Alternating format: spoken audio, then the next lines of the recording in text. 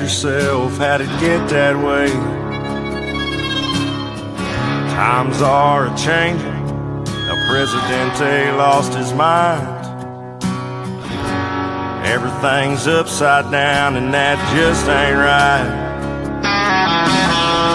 You don't like our country, you don't like our flag. What makes you think that we give a damn about that? There's a million pissed off rednecks just like me, and we're all sick and tired of this bullshit on TV. I guess you didn't know, but you don't mess with generally. If you have a right to burn my flag, then I have a right to kick your ass. You don't like our traditions, you say we've done you wrong. Why don't you pack up your bags and take your ass back home? This is my home, and son, I'm mad as hell. I think whooping your ass is worth a couple nights in jail. There's a million pissed off rednecks just like me, and we're all sick and tired of this bullshit called PC. I guess you didn't know, but you don't mess with generally. If you have a right to burn my flag, then I have a right to kick your ass.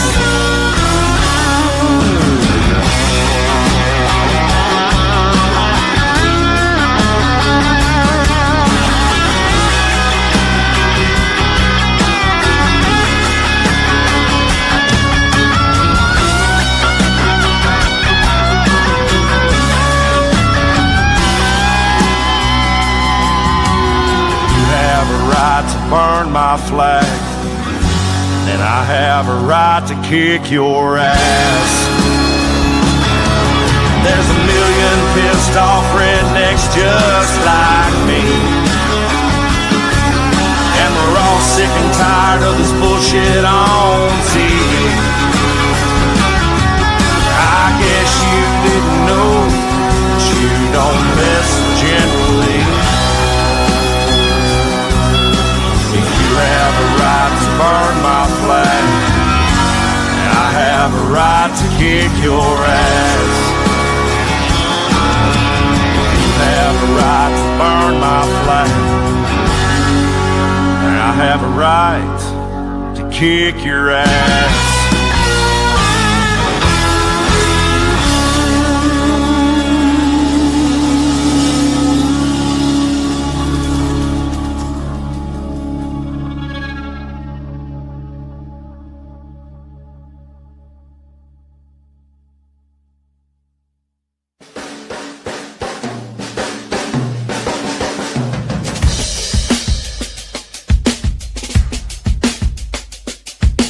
Vive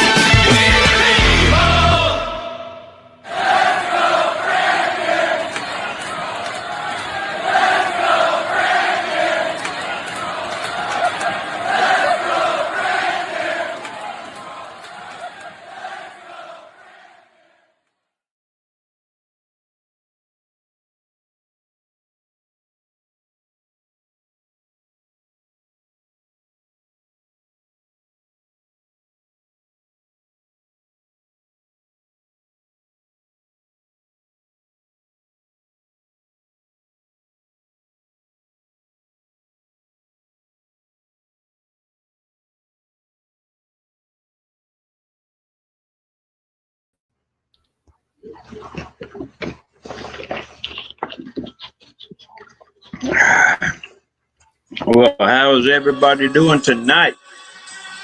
I am glad to see y'all. And we got a fun-filled night tonight. Actually, I can't see y'all.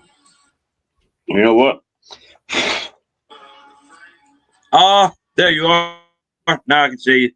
Now I can see you. Now, as you see from our marquee up there, we've got a lot of shit to talk about tonight. And I don't know why I'm the only one in this here podcast that can hear our fucking intro playing again. I don't understand that. Maybe our producer can fix that shit. I don't know. It's fucking annoying. But anyway, I'm not going to do the same thing I did last time. Our beautiful Miss Silverbell was over there, and I just said, right past her ass. I won't make that damn mistake again. That's worse than ignoring your damn wife. I promise. So, without any further ado, you already know who my dumbass is. So, without any further ado, I am going to say I have my lovely co-host with me, my Brooklyn angel, Miss Silverbell. Miss Silverbell, I seen a few videos about some crazy shit going on in your, I won't say lovely because I'm not so sure it is, your place up New York City. So what's the real deal up there in NYC? There's always shit going on in New York City. I know there was big production going on in Queens recently. Mm-hmm. Yep. That was quite interesting. Mm-hmm. Well, all the buttercups better buckle up because it's going to get a lot worse. Yep. I think, if I'm not mistaken, we might even have that video to discuss, but there was a car set on fire and some fools out there just doing them donuts and shit. And some citizens, I believe, got all got beat up. Some dude got beat up just for asking these damn hoodlums to get off his property. Yep. And they whooped his ass. And then when his wife told him to leave him alone, they punched her or something like that. Yep. That's and Scamdoni hadn't even got into damned office yet. Adams is no this shit's happening. Well. It's just here we go. Bruno's already got that video ready to roll. So shit, we'll just start right on in this motherfucker. Let's go, Bruno. Appreciate it, brother. You was reading our minds and listening to what we were saying. Lay it on us, brother. I got the controls of it when you get it out here.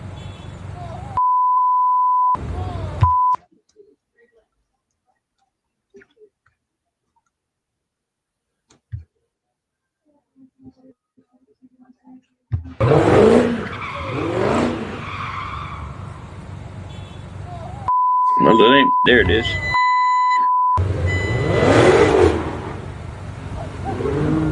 Look at that, man.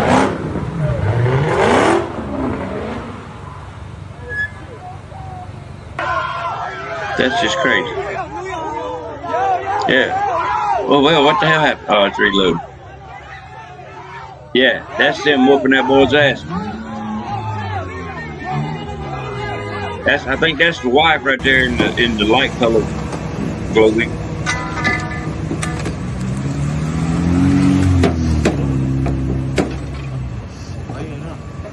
Damn it, we're having technical difficulties. What ready?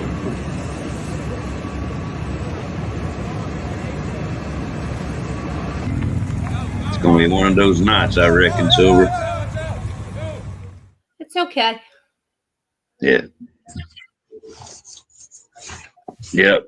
But you know. And I will say that's, if I'm not mistaken, that's not a bad part of Queens where that whole thing took place. It's just, I mean, like I said, everybody better buckle up because that shit's coming. Oh, I'm now the outlaw gator. You are. I You am. are. And You look you're like one. You Silver Bell. look like you could be one. I promise you. I don't know if I look like a silver bell or not, but I could pull one. I could pull it off. I'd have to change my flag behind me, though, I think. And I'm not Maybe. quite ready to do that just yet. I'm not quite ready to do that just yet. I lost my damn. I'm just having all kinds of trouble here, man. I'd lose my damn head if it weren't attached. To be honest with you. Son of a bitch, there it is. I ain't gonna tell you where I found it though. But yeah, we're gonna have we got a lot to talk about tonight. We got, like I said, it's all up here in the marquee, and I'm gonna try to hit them all. You know, we're gonna talk about the actual truth about Marjorie Taylor Greene. I think personally, in my opinion, and like I said, I have an opinion, and that, you know, God allowed me free will to have that opinion. Miss Silverbell has hers. Everybody out there watching and listening, y'all can have yours. And there will be a ticker going across the bottom here shortly that you can come up on the stage. We welcome people to come up on the stage. We ask you to come up and express your opinion. I'm not going to say whether it's good or bad because it's yours. And it's not going to be labeled good or bad here. This is a free speech platform, and your speech is yours. We can discuss it, debate it. We will not argue because that's not what we're here for. We're here to get ideas out. But if your ideas are provable bullshit, we will call you out on it because that's what we do here.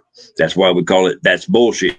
I will call you on your bullshit, but not on just my opinion alone or Silverbell's opinion alone. We will bring receipts, and we will show you the receipts to prove that you're full of shit. Okay? So if you got your opinion, you better have receipts to back up your opinion. You can't just say it and it magically be true. Don't work that way. Now, you're free to say it, but speech is speech, but it comes with consequences. So them consequences are when I say, prove it, motherfucker, you better be able to prove it. Quite simple. So don't be scared. Come up on the stage and we'll discuss whatever you want to talk about. Marjorie Taylor Greene be a good place to start. There's a lovely lady out there. Her ex space name is Sherry. I've been busting your balls for a long time. I sent you a link. If it didn't go through, I'll send it again. I have even sent you out in the world X to tell you, come on. We will discuss. I ain't scared. I got my receipts. So you've been bashing on MTG. You're full of shit. I'm saying it right now, Sherry. You are full of shit. So come on. Prove me wrong because I got receipts to say you're full of shit. And anybody else out there talking about her and her take the money and run. Y'all are full of shit too. Cat turd. Yes, I called y'all fucking fat ass out too. You wannabe rode fucking Trump's coattails to get to where you are. Yes, I'm calling your fat ass out too. Vince, I call your ass out too. Any of you fucking big account motherfuckers that are talking shit, calling you out. We got plenty of room on the stage, except for maybe Cat Turd. That fat bastard will probably take up 2 spaces. But I got my producer, my co-host, and myself. That takes up 3 seats. I'm no big account by no means, so I can only fit a limited number of places because I don't get paid.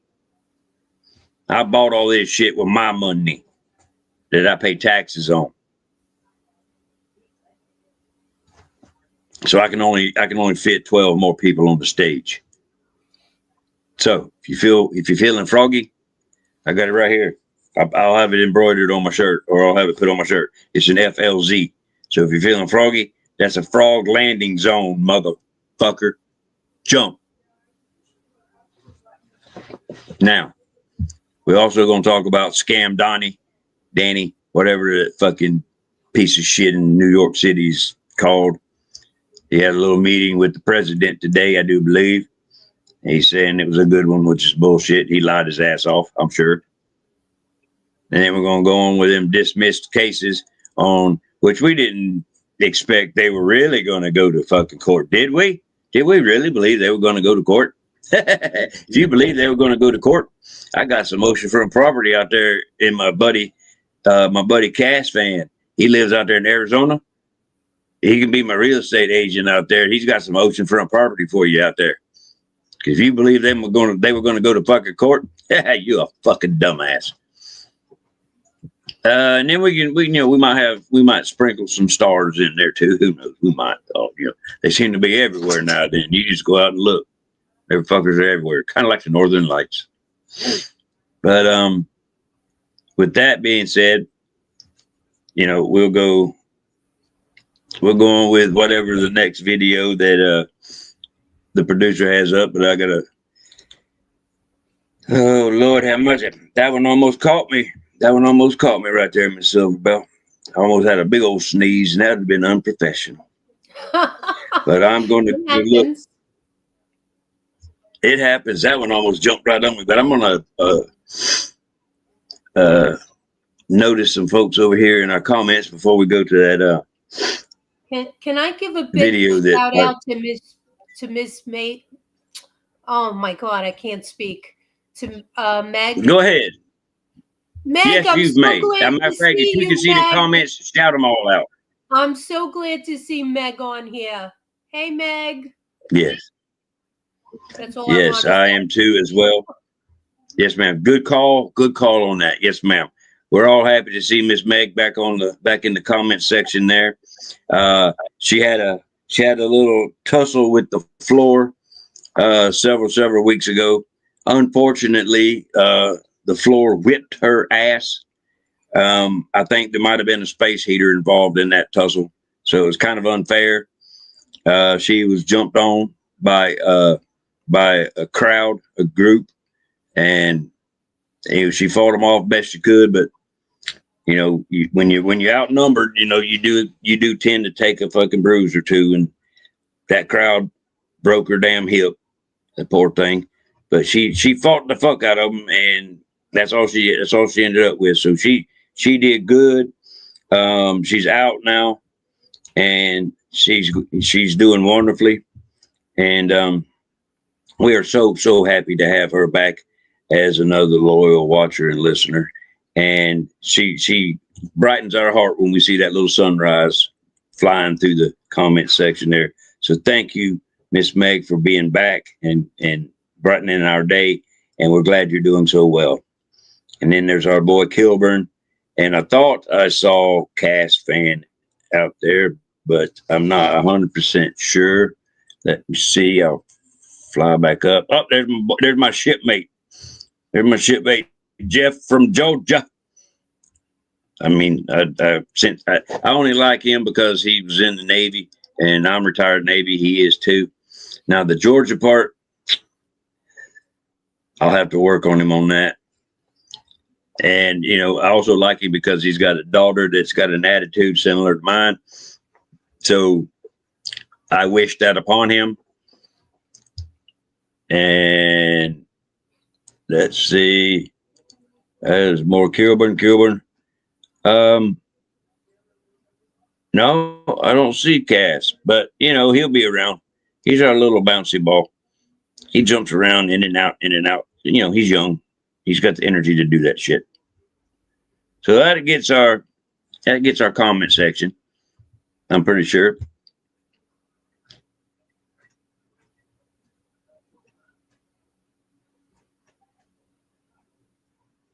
Oh, there you go. You put it out there. Yep. And regular is cock is. Oh, Lord, I almost slipped. And I was talking about our favorite Natalie, and I would have not liked that slip for her because she'd have my phone would have been ringing. What the hell did you say? But our favorite Natalie, she's saying hello from Commie, California, which is true. It is a commie state. We're working on it. But thank you, ma'am, for being here with us. So I think we got all of them. Okay, then we got all of them noticed. And thank y'all for being here. And if our producer backstage is ready to go, you go ahead and throw them on out here, sir.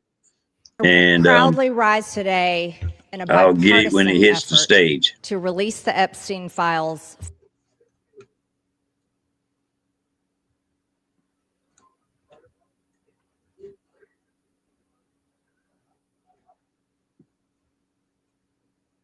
Finally, after 5 administrations have covered it up. Earlier today, I attended the press conference where the survivors, they're not victims, the survivors of Jeffrey Epstein's sexual abuse and sex trafficking told their stories. And they told stories about how it started back in 1991, What happened? 1996, and they continued on through the decades. And they told stories about how they told someone and tried to get help. They told the FBI and they weren't listened to. And they told law enforcement and no one did anything. And these women don't just number a few. These women number around 1,000 women. And they are victims of something that's unthinkable. And this should have never, ever happened. This was the biggest fight I think I've seen in Washington, D.C. This is my 5th year here.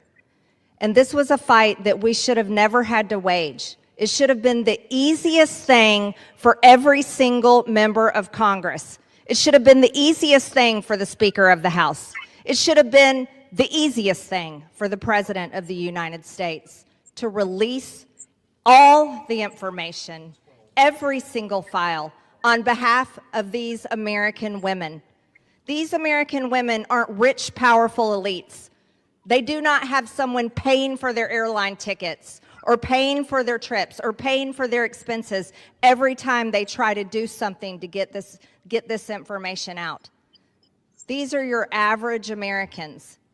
And you want to know what the Epstein files represent? The cover-up represents to average Americans. It represents the failures of the federal government and Congress to the American people.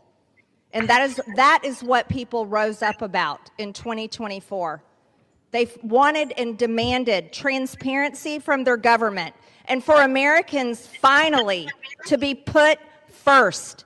And today, with this vote, we are finally putting these victims and these survivors of Jeffrey Epstein and the cabal of rich, powerful elites that expands not just here in the United States of America, but to other countries as well. We're putting them last. And that is exactly what Americans want. You see, for far too long, Americans have been put last. And they're sick of it. They're sick and tired of it. And this is why they don't trust Congress. This is why they don't trust the government. And here's the problem. All of these women who have suffered in shame for years and years and years, women who were terrified, women who were intimidated, women who were threatened, just like Virginia Giuffre. And now she's dead. And these women should have never faced that for this information to come out. And we, especially the 4 Republican members of the House of Representatives, we should have never faced intimidation and threats for us to get this vote to come to the floor. Never forget there were 4. Thomas Massie, myself, Nancy Mace, and Lauren Boebert. We had to sign a discharge petition, and we had to fight through intimidation, and we had to endure it for months to push that discharge petition finally to 218 to get this vote to come out. This is what the American people are sick of, and rightfully so. Now, where does this go from here? The question will remain, will the Department of Justice release all the information? Will a judge in New York release the information? Will the CIA release the information? And will foreign governments release their information? Or will this continue after this vote today be a cover-up? A cover-up of the rich, powerful elites that bond together in sex and human trafficking abuse and all types of global business that enriches them but never serves Americans. The American people will know, and the victims, actually the survivors of Jeffrey Epstein, will know because they know the list of names. And I remain dedicated to my promise to read those names here on the House floor if those women ever find them in a place that it needs to be done.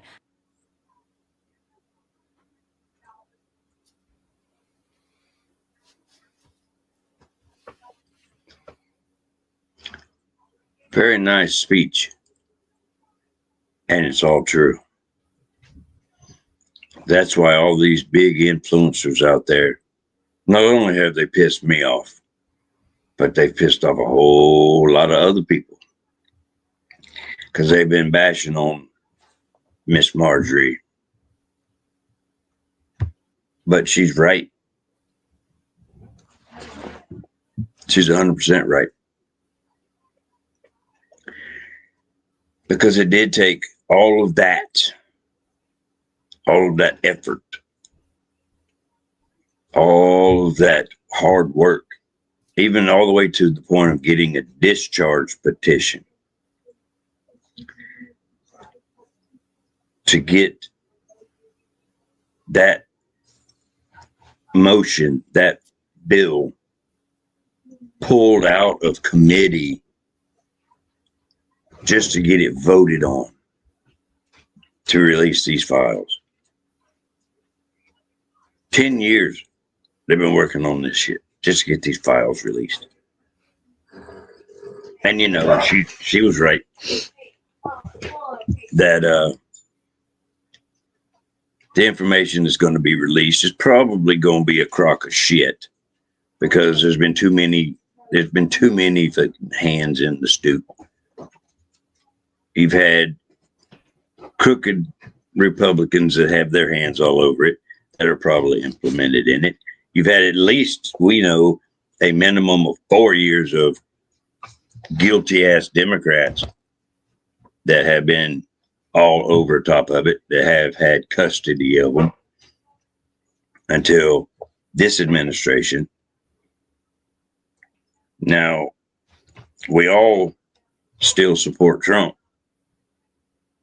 But what about the people around him? You know, that fucking psycho Susie Wiles, or whatever the fuck her name is. What do we really know about her? Except for the fact that she is crazy as a shithouse rat. And we've all seen changes in this administration right about the halfway point to here. Start to here, right about the halfway point. Nobody's noticed a difference. And if you haven't noticed a difference, then you ain't been looking. So we don't know about all the other people around the president. We all still have some semblance of trust and support for our president. And yes, he's my president. So don't think I'm giving up hope or pulling my trust and faith in this president. He's still my president. I voted for him 3 times. So y'all can just go fuck yourself if you think that I don't trust my president or I don't have faith in my president. So you can just stop right there with that shit. I do question things that are going on because I'm one of the governed, but as a constitutional republic, in case you haven't, or in case you've forgotten what that means, it is the government is controlled by the governed. That's us. So it is our job to question what the government does, especially when it's doing it to us. Like taking our money and sending it to foreign countries. And I say countries, plural. For those of y'all that keep getting on my ass thinking I've got a fucking Jewish problem, so you can fuck yourself on that too. I have a foreign government's problem, especially when they start receiving more money than our agencies that need it, or our people, like veterans that are sleeping in the cold. It's fucking wintertime. Or in just homeless people. People that legitimately need the SNAP program. Those people. They need that money. Not them foreign countries.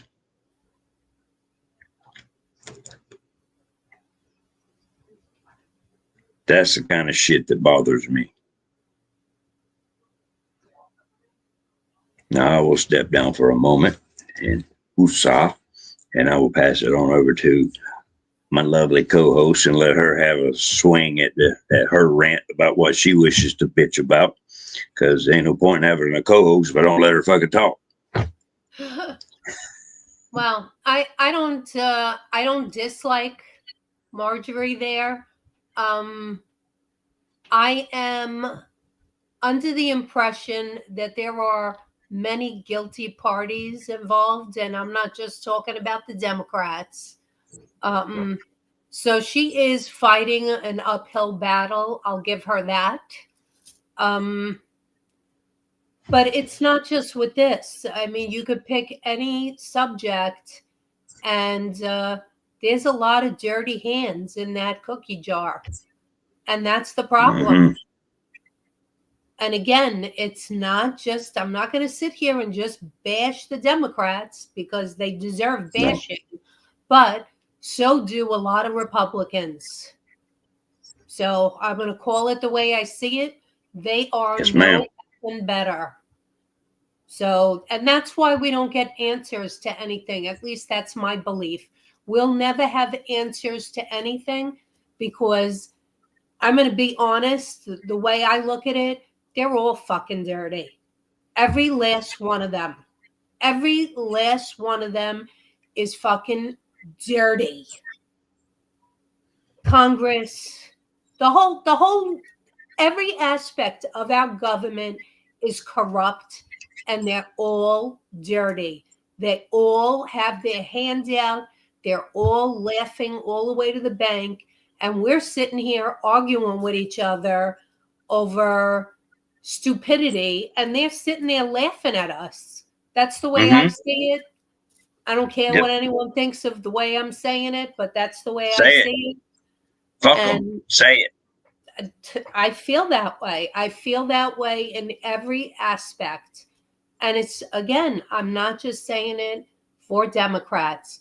The Republicans are no better. You're right. Amen, sister. The ones that were the good ones, like Marjorie Taylor Greene. And all right, let's just narrow it down, right? I told you there was going to be some stars sprinkled in. Okay. The ones that I would consider the good ones are the ones that did not take AIPAC money. And there was only like about maybe 13 of them. All right. And they're narrowing those down. They're making them, well, as the president said, she quit. Well, let's call it like we see it. She did. She quit. I mean, plain and simple, right? If they call it like we see it, call balls and strikes. Her term wasn't up, but she said, fuck it, I quit. She got to her, I mean, we're called negative on it too. She got to her 5-year mark, which is where she needed to lock in her pension. And 2 days later, after she hit the 5-year mark, bam, I quit. But on the flip side of that, people are saying she did it for the money. There's no money there. There's nothing. And I can tell you exactly because I did a deep dive into what pension plan she's going to be under. And I did all the mathematics and I broke it all the way down. Okay. So we'll dispel the first rumor right quick, fast, and in a hurry. Okay. Because of when she was elected and of her age, she is under it's the FERS plan, FERS. It's an acronym. And it's actually been even upgraded further because she's only been in 5 years.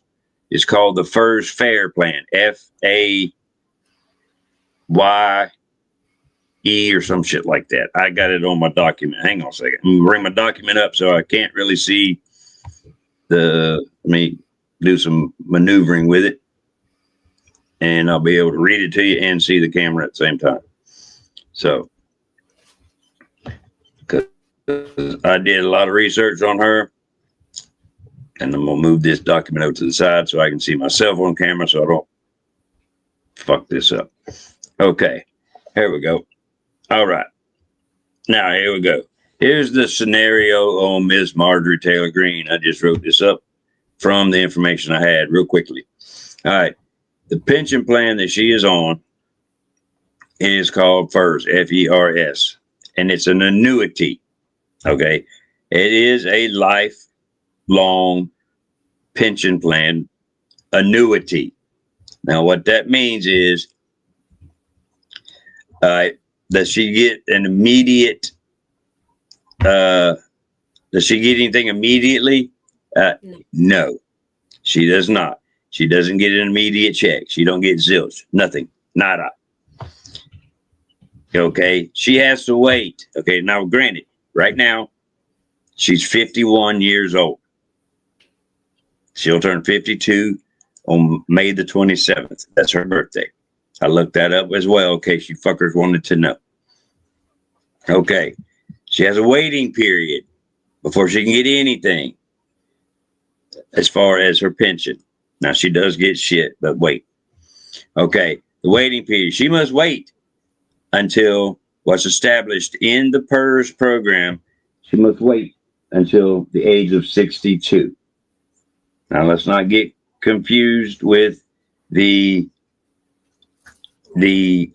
age of retirement as it gets floated back and forth. That is for Social Security only. When you hear, well, the age of retirement is now 67. Nope, that's a Social Security thing. It has nothing to do with the program she's under. The program she's in for her pension, it's like a retirement program that any of you other fuckers got. Okay, it's a program that she signed up for. Okay, so it's that program is 62, locked in. All right, and she can't collect it until she gets to the age of 62, and that is to collect because she did not serve 20 years. Now, had she served 20 years and then retired this January the 5th, she would have immediately got a check. Okay, just like the military. Okay, I did my 20 and I got a check the first of the month after I retired. That's how that shit works. That's how this works. Okay, now the payout that she is going to receive once she turns 62, the payout is roughly $8,700 a year, which is approximately $725 a month. That's what she's going to get from her pension. Okay, that's a fuckload of money, huh? That's a far cry short of 25 million. So all you motherfuckers out there talking about, oh, she just took the money and ran. You want to know where that 25 million came from? You need to goddamn do some research, okay? Excuse my GD. I try not to use that type of language. My apologies. But you need to go do your research. The 25 million that she has a net worth of, it comes from the construction businesses that her and her family already owned before she came into Congress. Go look it up.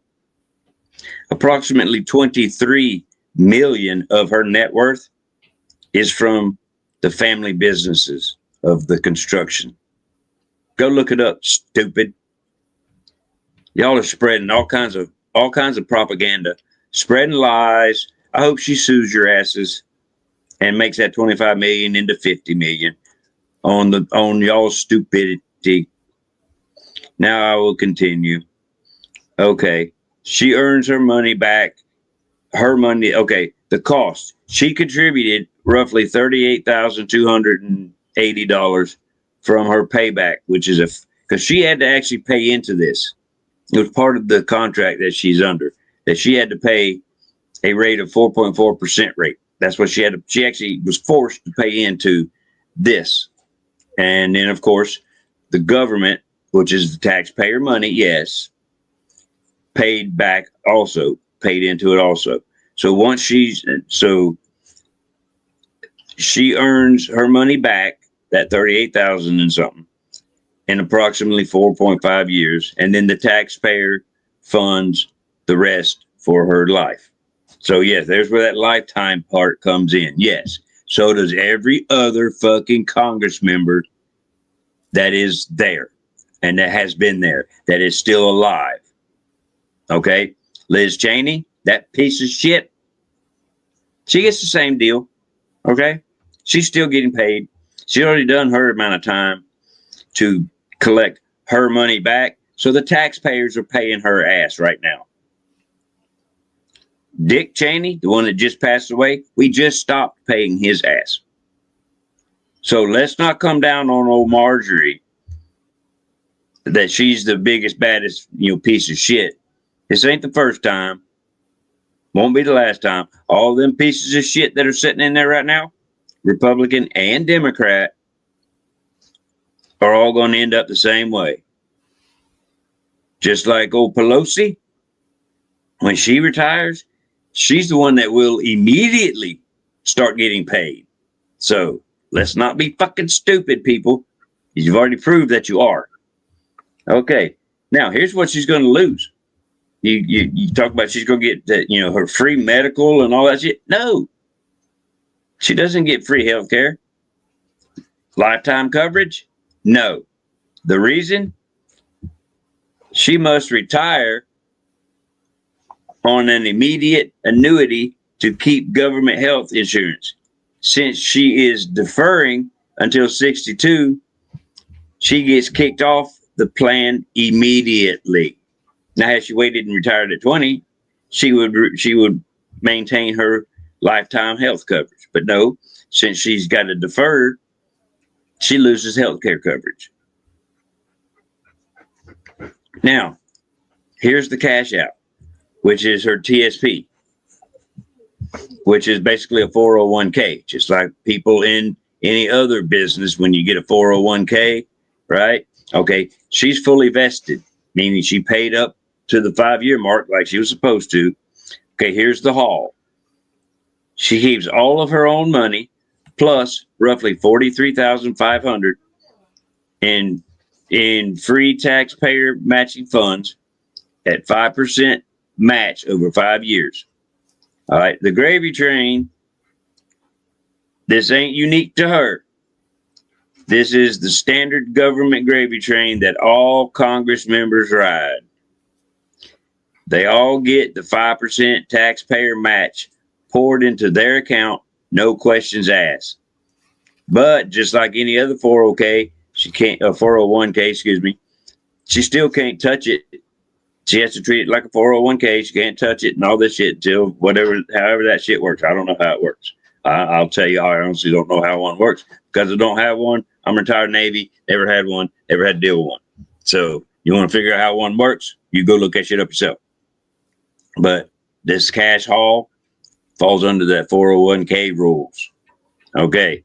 The privileges that she does maintain is she has access. Okay. She can still use the House floor, meaning when she just said in her speech right there, that if they need her to read the names on the House floor, she still has access to it. Meaning she can come in and she can use the House floor. Okay. Oh, and she can also use the dining room and the gym if she wanted to. Okay. So she still has access to those. There's only one catch though. If she violates the decorum rule, the speaker can ban her from the House floor for life, meaning she can't come back. Okay. Now here's the big myth. Okay. Full salary. Okay, we busted the myth that Congress members get their full salary of $174,000 life or salary for life. Okay, that's a bunch of bullshit. They get a calculated percentage just like any other federal employee. Okay, so I think we fully explained that all that stuff that y'all are putting out there. When I say y'all know who I'm talking about. All you lying pieces of shit, you turncoats that just say you're MAGA. I'm going to say it right now. You're fake MAGA. Okay, but you're trying to come down on us people that were there from the beginning.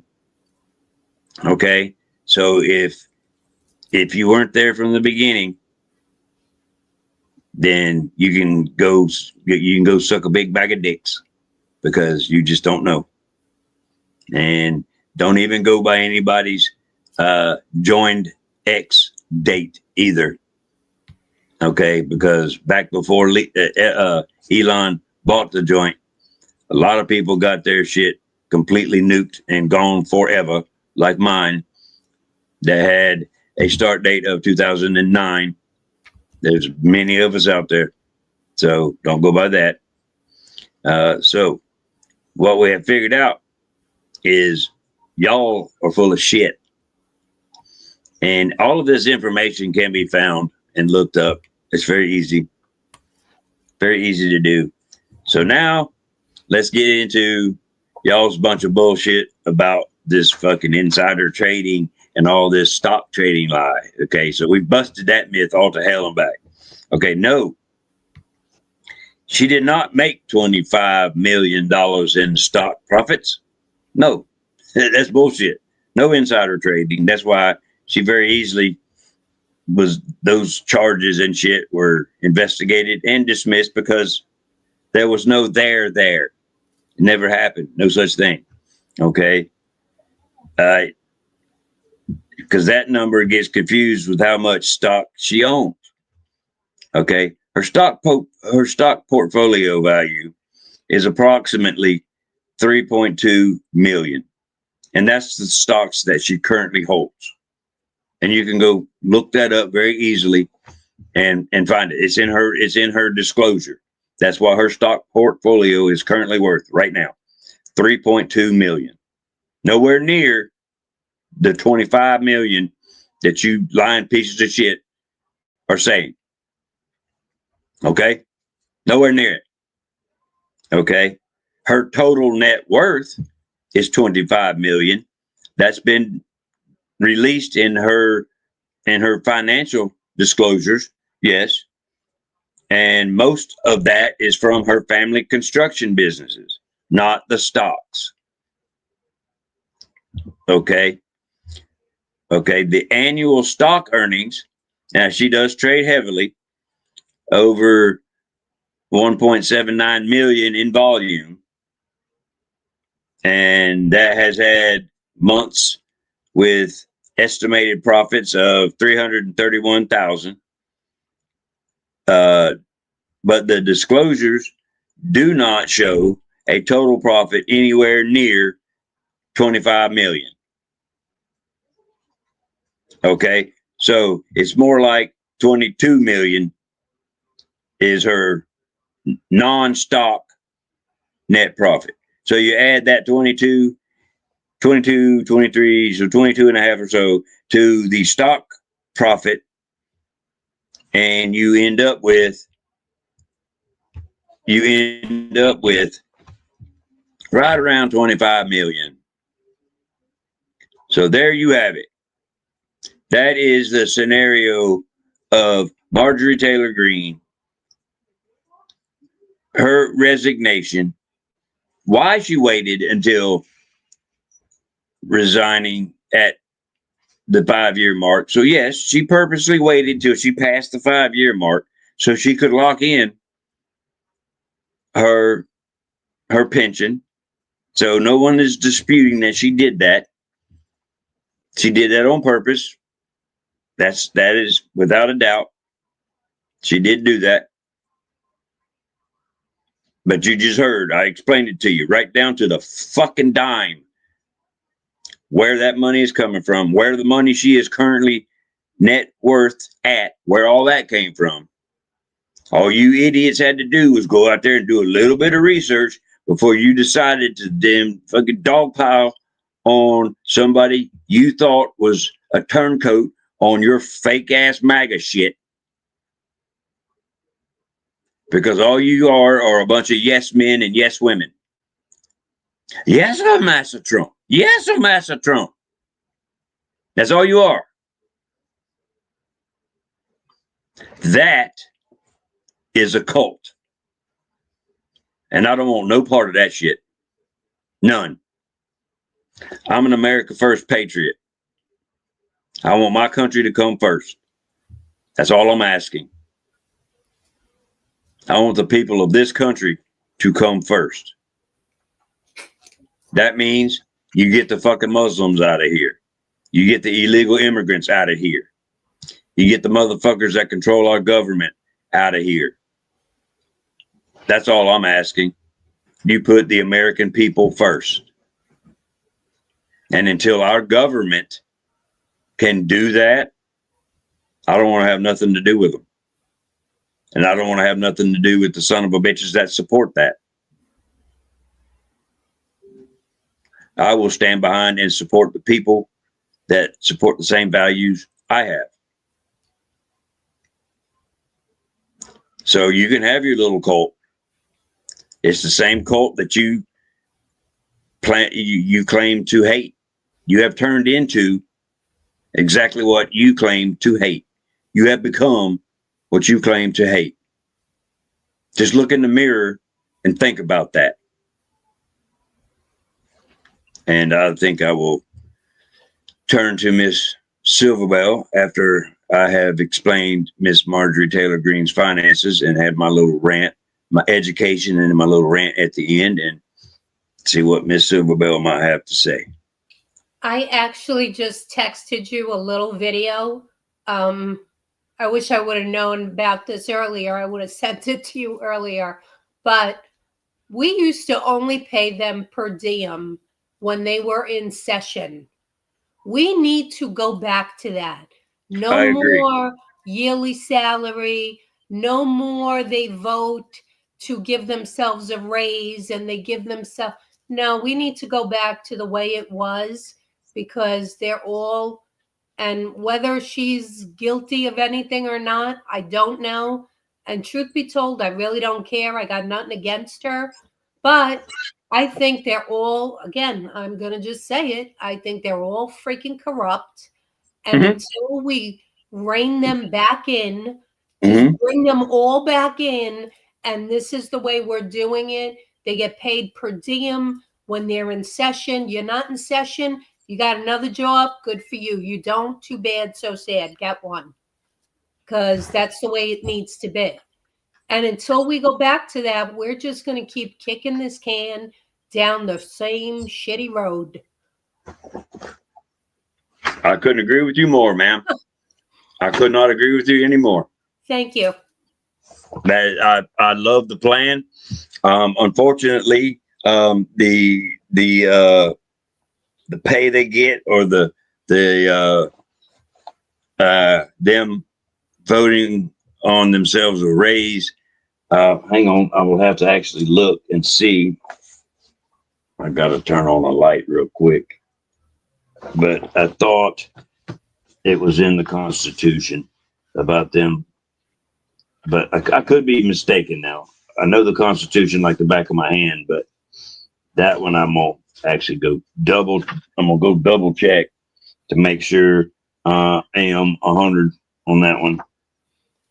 Because that's I didn't have important. a way to send it to Bruno. I would have sent him the little video. Are you in it? No, not at all. Damn it. I don't want to watch it. What it says. I don't want to watch it then if it's not you. Well, then I don't know what to tell you. Watch it anyway. I will. If you send it, it's obviously important. I did. I texted it to you. But what I'm saying is we need to go back to the way it was, because we are getting nowhere. No matter how we twist it or turn it, doesn't matter who the hell we seem to vote in. It makes no difference, because Again, they all have their hands in the fucking cookie jar. Oh yeah, yeah, exactly. And they don't care either. They do not care that we know that they are flat out stealing from us. And that's what they're doing. They're stealing from us. You know, just like it said in that explanation, after 4.5 years, she's gotten her money back that she was basically forced to put in, because that's part of the deal, that she's forced to put in that 4.4%. But after what the calculations came up to, after the 4.5 years, she's after getting that 775 or whatever it was, 750, 775 monthly check. After she's gotten 4.5 years of that, she's recouped her money at 38,000. She's gotten her money back. So at the 4.6 year mark, that's all taxpayer money. And, you know, so that's just how it's written up. So that whatever the hell they call that, you know, and then they all get it, you know, not just her, but, you know, we're talking about her. So that's something that she'll be getting. And just like everybody, they Right. all get it. It's a scam for all of them. Right. I understand what you're saying. I really at this point don't really care too much, you know, what she's doing, what she's not doing in regards to that. As long as it's legit, I'm okay with it. What I'm saying is the whole system needs to change. Go Right. back to the way it used to be. No yearly salary, no more, oh, we're voting to get a whatever it is, 5%, 6% increase in salary. No more all these companies going to them and, oh yeah, do this and we'll fund your campaign. No more of any of that shit. End it. And then this country will change. We'll see how they get around that, not being able to vote to increase their salary and shit, because they actually locked their salary at 174,000, which is fucking ridiculous to begin with. Is they vote for they'll vote for like a COLA, or they'll vote for this benefit or that benefit, or increase the security, or increase this. They won't increase their salary because by the law they passed, they can't. But see, they're something regardless. That's yes, exactly. They're sidestepping the bullshit. They're sidestepping the Constitution to get themselves shit. Exactly what they're doing. Well, go back to the old way of doing it. They only get paid whatever it is, and only when they're in session, and that's it. Take it or leave it. I agree. I agree 100%. Should be a privilege. You are doing something to stand for your country, not to have your fucking hand out to see oh, what's in it for me. You should get nothing. Exactly. And back in the old days, they had term limits, but it wasn't in writing. It was kind of understood. They say, hey, okay, you know, we're going to have this other guy as a representative now because you've spent enough time away from your family and you've got stuff to do at your homestead. So we're going to rotate it and let this guy handle the district for a while. You know, it was kind of a unwritten rule. You know, they just kind of understood, say, hey, okay, you've done enough. We're going to let you take care of your homestead now. And you know, let you take care of your family, and somebody else is going to step up and take care of it for a while. And now with all, you know, with the way society is today, a motherfucker can just peace out on his family because he really don't give a shit and take money from a foreign country, and they'll take care of his family and all his bills and all his and extra shit. All you got to do is what they tell you to do, which is how it's turned in. That's what it's turned into. But that's what I'm saying. I mean, I'm not trying to, I'm sure that there are some, maybe a handful of halfway decent people in there. I'm going to say a handful, and I might be even And you stretching it. Yeah, You're stretching exactly. I probably am. But they should be doing this for the benefit of our country as a whole, not just for themselves and their families and give me, give me, give me. I'm pretty sure that the founding fathers didn't set up all this shit for these people to make themselves rich while we're sitting back and getting our ass kicked in every damn day. Oh, positive of it. And AOC is the perfect example of this, because there's more than just her. There's a couple of them that you could go look at their financial disclosures, and right around election time, you could go look. And I did it. I went and looked, and some of them are showing their net worth or their financials in the negative. Yeah, They okay. are broke. They are broker than broke. Mm-hmm. Okay. And you know immediately that is bullshit. No, really? No shit? Exactly. And then all of a sudden, after the elections and shit are all over, your net worth is now in the millions. I don't want to spout out a number exactly, because then, that's can be taken against me. So I'll just say in the millions to be safe.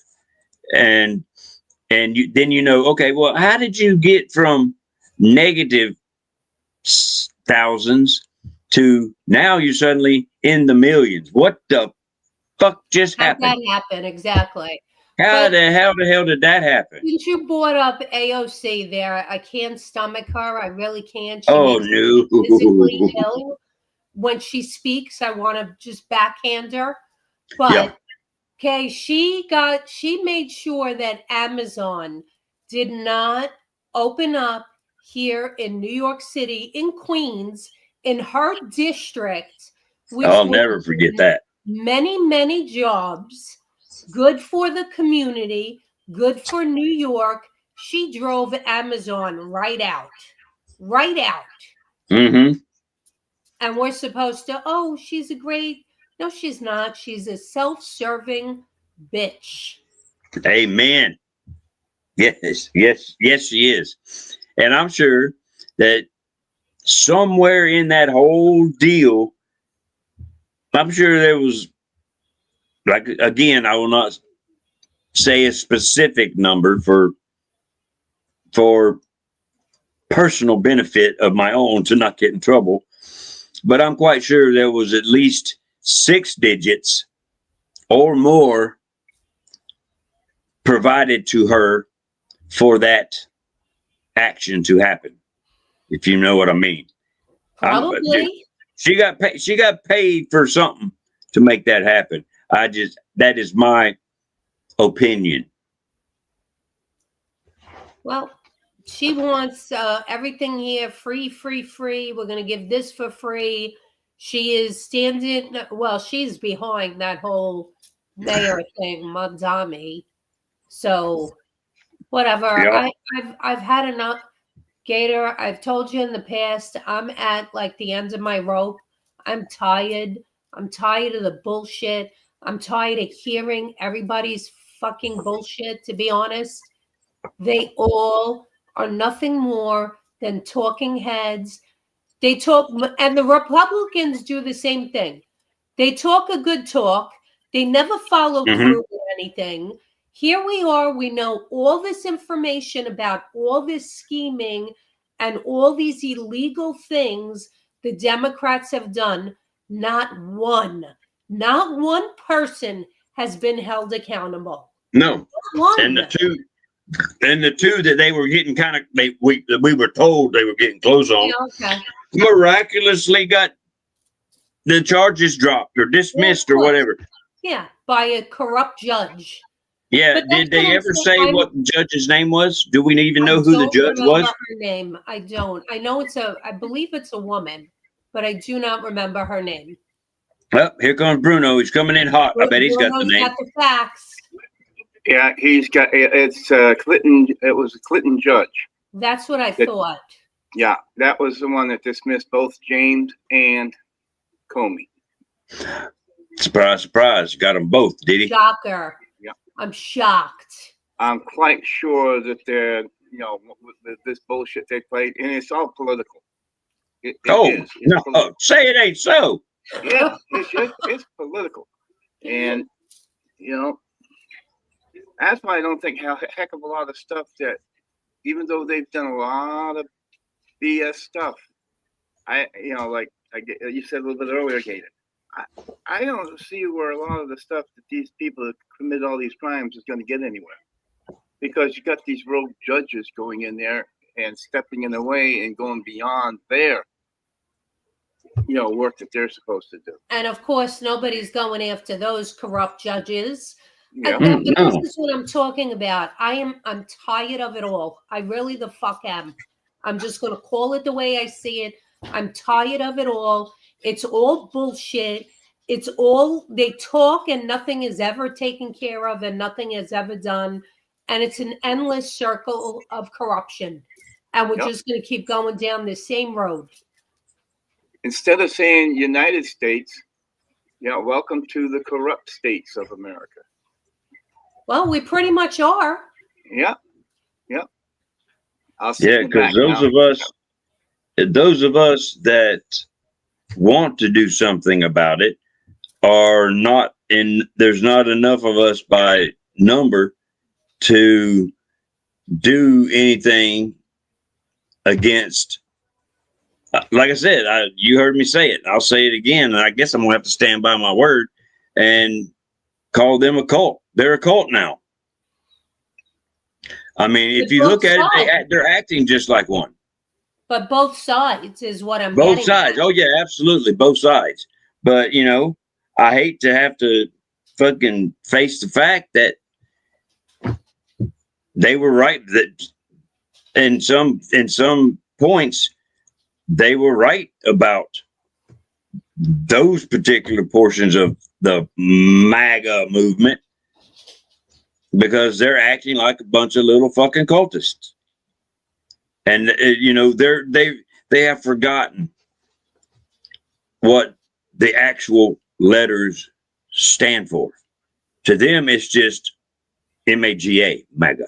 They don't actually give a fuck what those letters stand for. It's just a logo to them now. Those, you have to remember, those fucking letters stand for something. Make America, this country, our country, great again. Which is what we're trying to do. Well, we're trying to do that, but we're trying to do that. Y'all are standing in the way. Those of us that, that goes hand in glove with America first.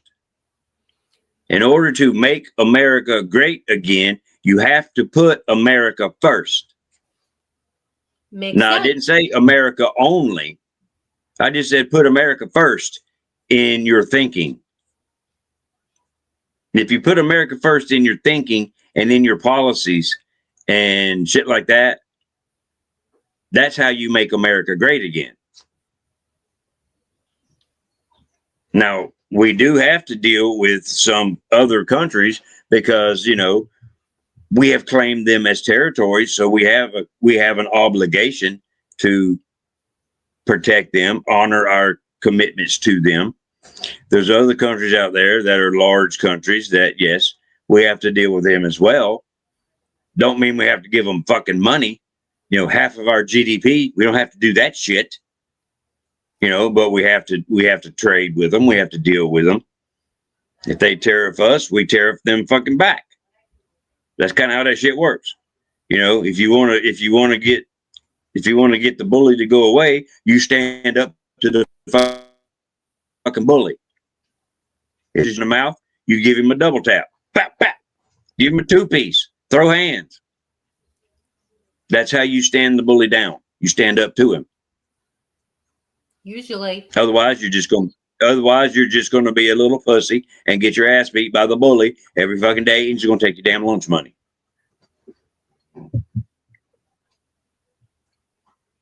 So you don't pay him off. You don't let him take your lunch money. You stand up to him. Motherfucker tears you 15%. You tariff him back 20. Say, okay, motherfucker, let's do the damn thing. What's up? And that goes for all of them. You have to deal with him. Now, I got no problem with that. Because in a way, you're still putting America first because you're standing up to the piece of shit. You're like, okay, I'm putting my country first. You're not going to fuck with me. I'm protecting my people. So don't come at me. The only time they really give a crap or would even consider listening to us is when they're up for re-election. Other than that, Exactly. they have absolutely no fucking use for us. And once they're elected, they could give a flying fuck what their promises were. It's like, yeah, I promise. So what? See you next. See you in whatever, whether it's 2 years, 4 years, 6 years. See, I don't know why they structured. Right. I don't know why they structured the Congress the way they did. That's fucking stupid. Why did they structure the House of Representatives the way they did? A representative in the House of Representatives can't do jack shit in 2 years. Not a fucking thing. They get elected November. Then they get elected in November. Like a month and a half later, they're sworn into office 3rd of January. Okay. But that's fine. They go right to work. They're there for 2 years. They work the first year to try to accomplish the bullshit they promised. But not long after that, they go right into re-election mode. So the last half of their time up there is getting reelected. They're not doing shit as far as legislation and getting anything accomplished for the district or for the country. They're trying to get reelected. So there's nothing going on in Congress as far as the House. So that's fucking pointless. And I wouldn't be, against making a congressional tour up there 4 years. Let them go 4 years and get something done.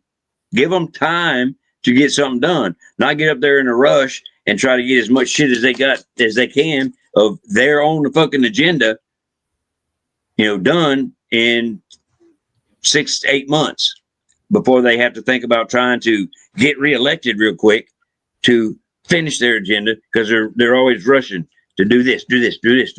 And they can't fucking focus on anything because they're running around like a fucking chicken with its head cut off. So they can't focus on shit. Not to mention they're trying to, how many damn trips they're trying to make to Israel to kiss this fucking wall and then come back.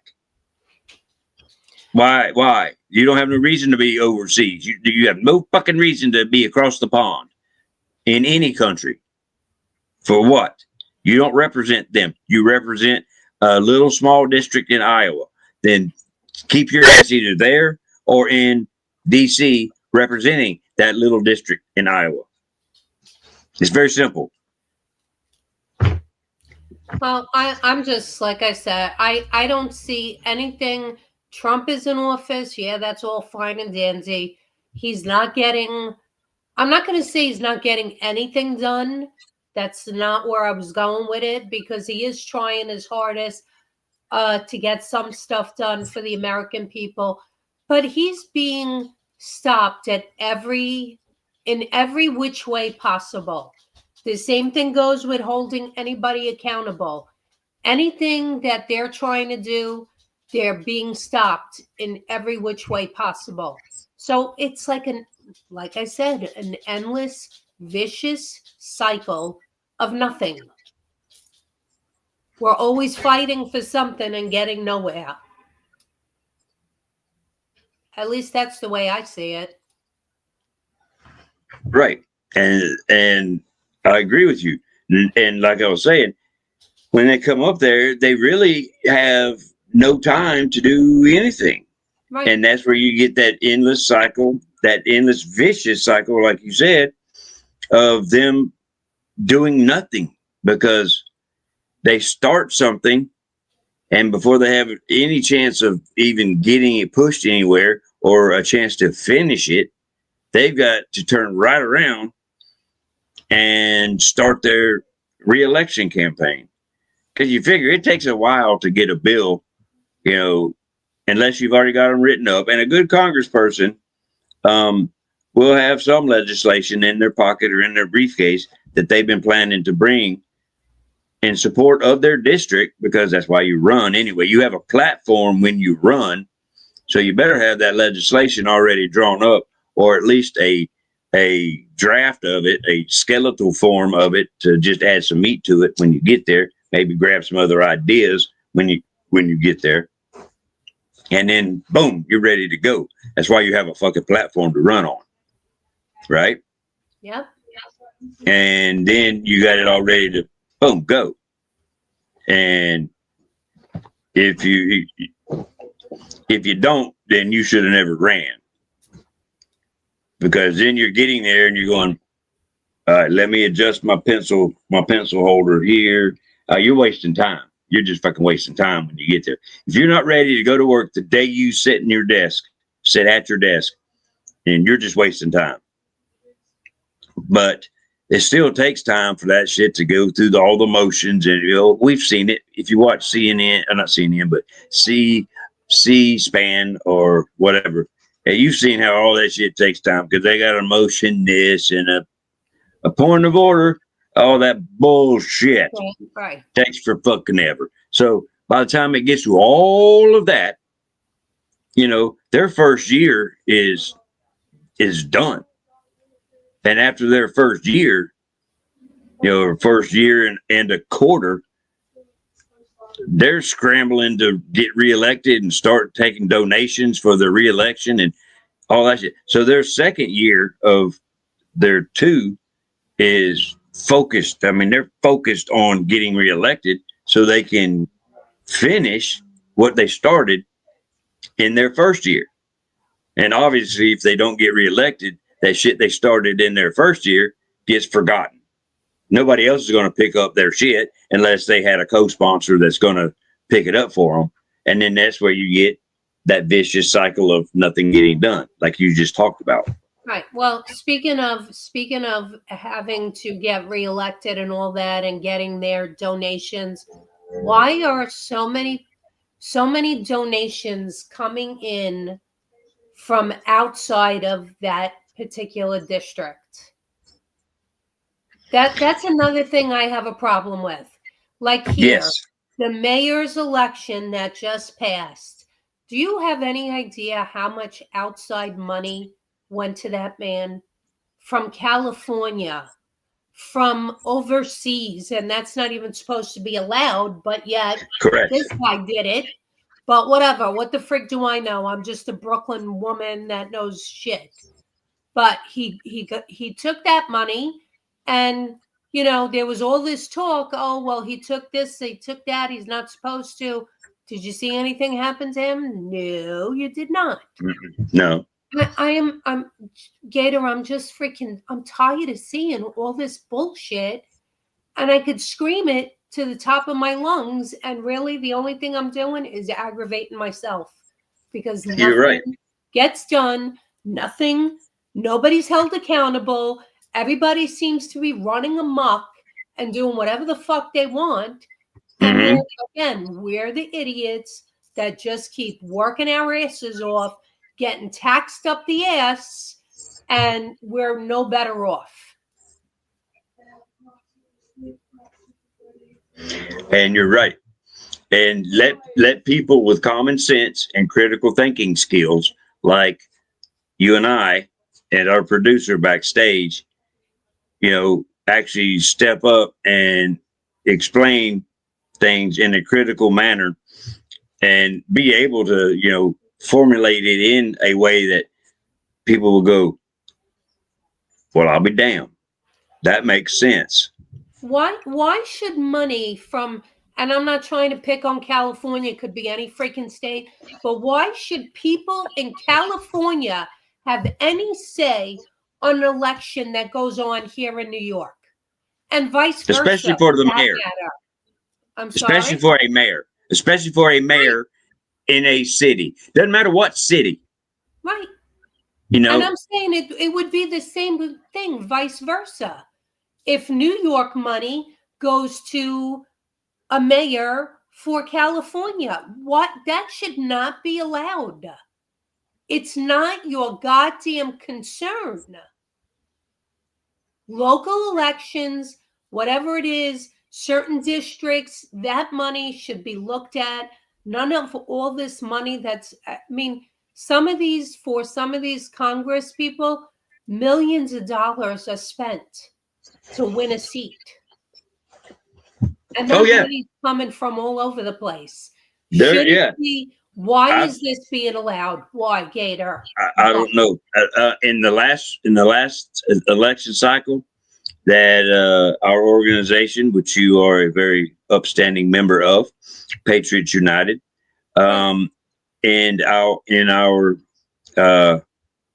members or our candidates that were endorsed, we got hammered with dark money, and all of our candidates actually got just destroyed. And I know Why is that being allowed? I don't know. One of our candidates had 14 million thrown at her just so the Democrat candidate would retain that seat. 14 million thrown at somebody that barely had 200,000 in their campaign coffers. And Why? That is a problem. Why? And then they want to talk about the Italian mafia. Come on, please. These guys are freaking more corrupt than the Italian mafia ever freaking was. I'm tired. I'm tired. And what it is, and you can't ever tell where it's coming from because the DNC collects it all in one giant fucking chest. Of course. So there's like hundreds and hundreds of millions of dollars in this one fucking treasure chest that the DNC has control of. So they just wait and they see, oh, well, we can't lose that seat. So let's throw a wad there. So the Republican has no fucking chance. So once the Republican Republican threat either bows out or just crumbles, then they pull the money back. And then they go, okay, where do we need to throw it this time? All right, there, right there. So they throw it there. I mean, no, it shouldn't be able to happen. But I tell you what, these motherfuckers have got it down to a science, which is how they keep winning fucking elections. And Republicans ain't got a damn clue what to do. Is it that they don't have a damn clue, or is it that they don't give a damn and they're only in it for their own purpose? And that's why I say what I say. That one's possible too. Fucking guilty. That one's possible too. They might not just give a fuck, and it's all a uniparty, so they might just be in it for their own selves and saying, "Hey, you just do whatever you want to do, just don't fuck with me." I'm pretty convinced that that's the way it works at this point. I really am. Just don't fuck with me. Hit that newbie over there. That I don't give a fuck about that newbie. Yeah, you can. Yeah, you can have that seat. I don't give a shit. Oh, you're going to be the majority this time? That's fine. Just don't fuck with me. Because we'll end up with a real close. We'll end up with a real close minority situation anyway. So it's not going to matter. It'll be status. It'll be status quo. It'll just be, a different speaker. That's all. And it'll go 5. It'll just swing the 5 from us to you. No different. We can just still play the same fucking game, except it'll be a D instead of an R. No big deal. Exactly. We know the rules. It'll just switch to your side this time. It's like playing a very, very fucking slow game of tennis. Just like Pong. Remember Pong when it first came out and how slow that motherfucker was? It'll be like, tink. And then they hit it back, tink. That's all it is. That's all the government is a very fucking slow game of Pong. Well, and that's why I say what I say. Until we the people insist that things be done different, it's going to continue. It just is. There's no way around it at this point. There really isn't. I have lost all kind of hope in anything. That, you know what, at this point, I'm just going to look out for me, my kids, and that's it. Fuck everything. Fuck it all. I mean, there's only, I've said it, and, you know, at this point, the shit that's been said and spread over this platform, I can say whatever the fuck I want to, is how I feel about it. When you've got 6 or 8 Democrats, one of them ex-military, that's going to stand up and say what he said to military personnel about, remember, you don't have to follow an illegal order and all that bullshit. That shit is straight up sedition. Right. Straight up. There's no doubt about it. There's actually a military rule, and I think there's actually a congressional law that says you can't say that shit. It actually says it. You can't say that shit. That's sedition. And them fuckers did it anyway. And they're not going to do anything to them. What's going to happen to them, Gator? Please explain to me. Nothing. Not a fucking thing. Ding, ding, ding. That's my point. That's my point. And all they're doing now is the Trump administration and the Secretary of War, now that they want to call it, which is bullshit. I mean, that's what it used to be called, yes. They're using all these fancy names and changing it just to make themselves look better. It's all a fucking fart in the wind. It doesn't mean anything. It just gets everybody's attention with its smell. And they're all fucking blustering and putting their chest out. We're going to find them. We're going to investigate them. Blah, blah, blah. Yeah, fine. Okay. You can talk all that shit. We've listened to you talk shit for 11 months now. Yes, exactly. And yes, you had a lot of accomplishments, so you say, in the first half of your administration. I'm going to actually have to go back and figure out what those were, because honestly, I'm having a little trouble remembering what they were. First one that comes to mind is renaming the Gulf. Okay. Big fucking deal. That ain't changing lives for Americans, that's for sure. But I'm really trying to remember some of them. And I'm going to actually have to, look at exactly what was done, because the economy is still shit. Interest rate is still shit. I haven't seen the gas prices go down. Not in my area. They might have went down somewhat where it is a little bit noticeable, but they're not down the way they were in his first term. His first term, they were on fucking point. None of this shit. But Gator, why do you think that is? Because every little thing that he tries to do, they take him to court. They're suing him. Yeah. Now it's not all his fault. They take him to court. Exactly. And that's why I say what I say. It's just we're in, you know when a dog chases its tail? You ever see a dog chase its tail? It just goes in a circle and a circle and a circle that goes the other way. Oh yeah. Well, I got one that does that. I actually have a dog that does that. You know what, Gator? I hate to say it. We're the dogs chasing our freaking own tails. That's what we're doing here. Mm-hmm. Because we keep electing these stupid motherfuckers either to stay there, or we elect dumber motherfuckers to replace them. So you're right. But here's what I see. And the reason I brought up them motherfuckers saying that shit, is because I'm going to say my shit again. Now, people can call me whatever the fuck they want because I really don't care. But there is one surefire way of fixing this problem. And I've been told, well, you can't just rip the Band-Aid off and start over. Everything will collapse. Well, you know what? Maybe it fucking should. Maybe it fucking should. You sit there and you just, like you said, you just fucking stop. Quit. Just quit society. Just fucking quit. You can call it a bulletless revolution if you want. I don't want nobody to die. I've seen enough of that. I don't want nobody to die. But I'm tired of this government. All of it. All the way up to the top. All the way up to Trump himself.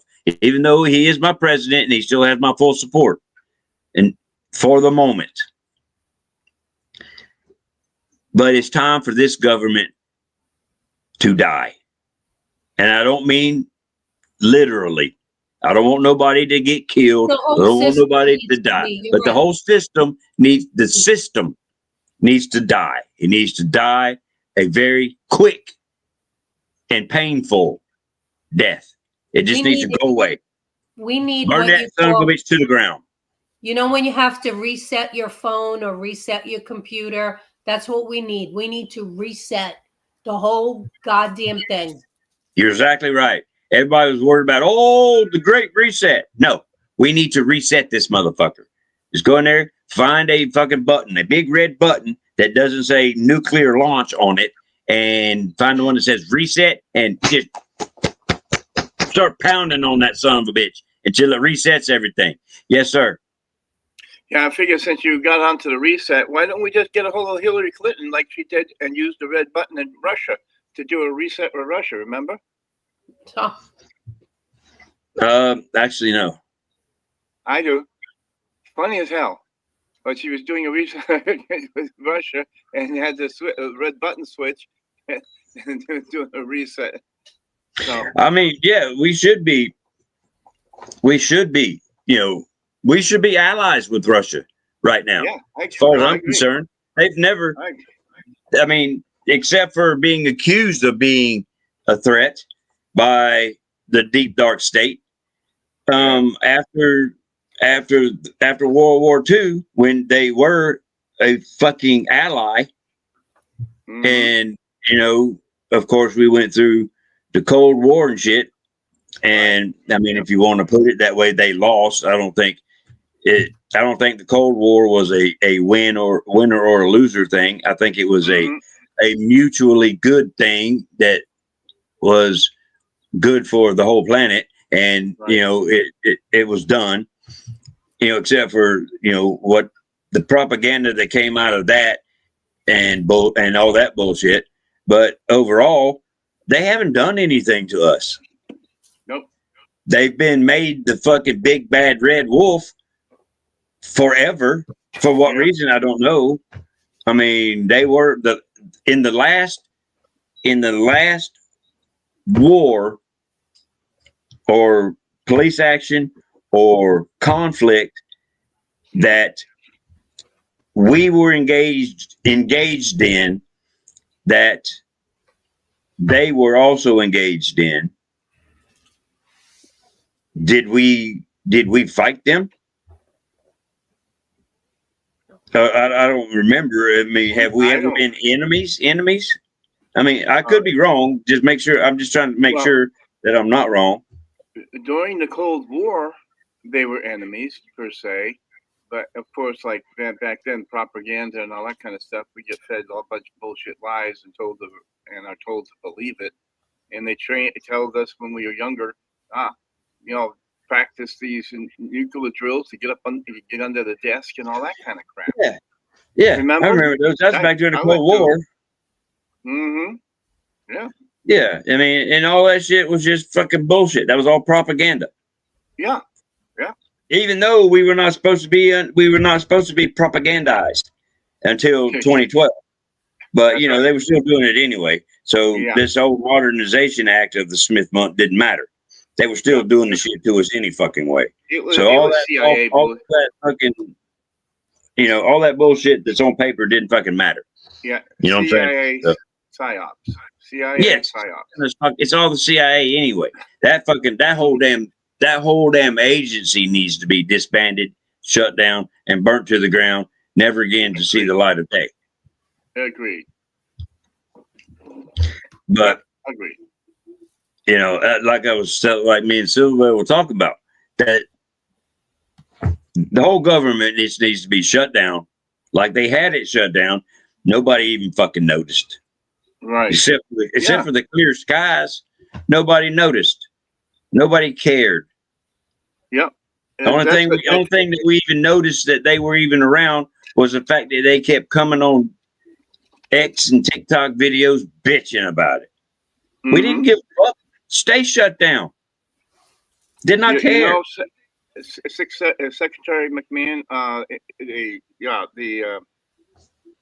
education department, he goes, we're going to totally shut it down. She says we were closed for 30 days and everything went through smoothly. She says we don't need the government in this shit. she says nobody does. It's going to go back to the states.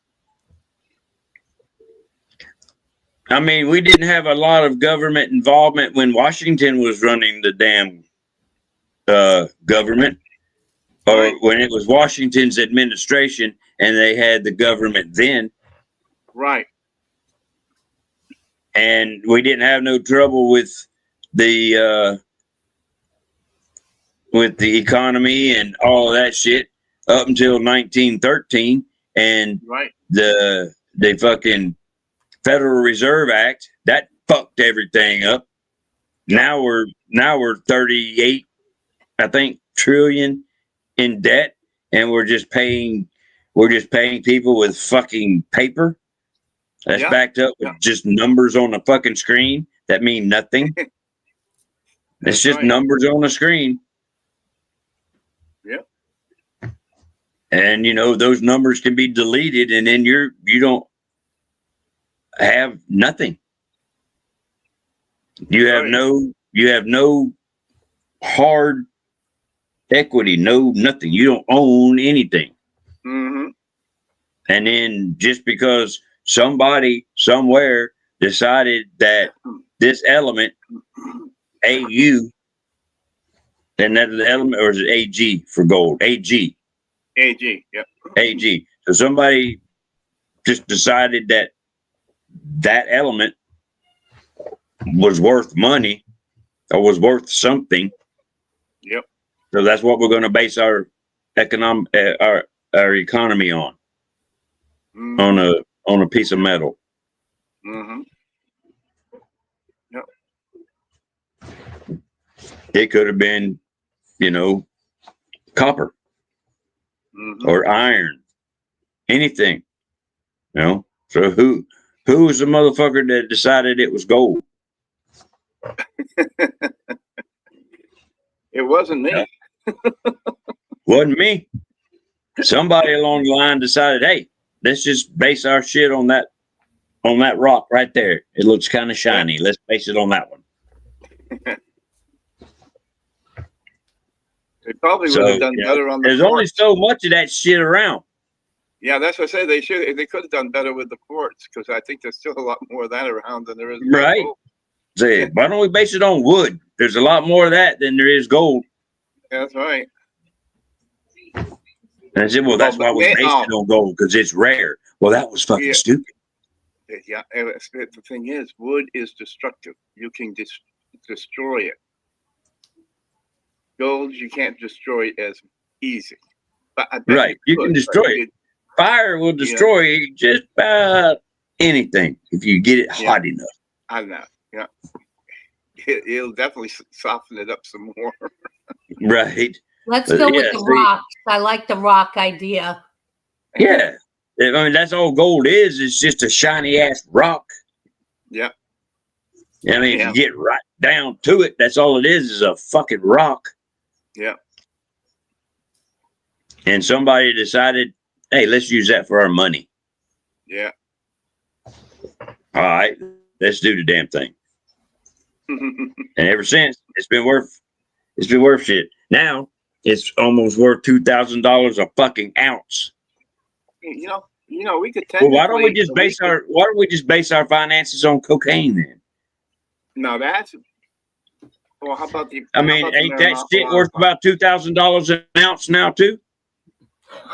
It's almost worth more than gold. It's almost worth more than fucking gold. Yeah. I mean, hell, why not? Market, on the black market, it's worth a hell of a lot. There you go.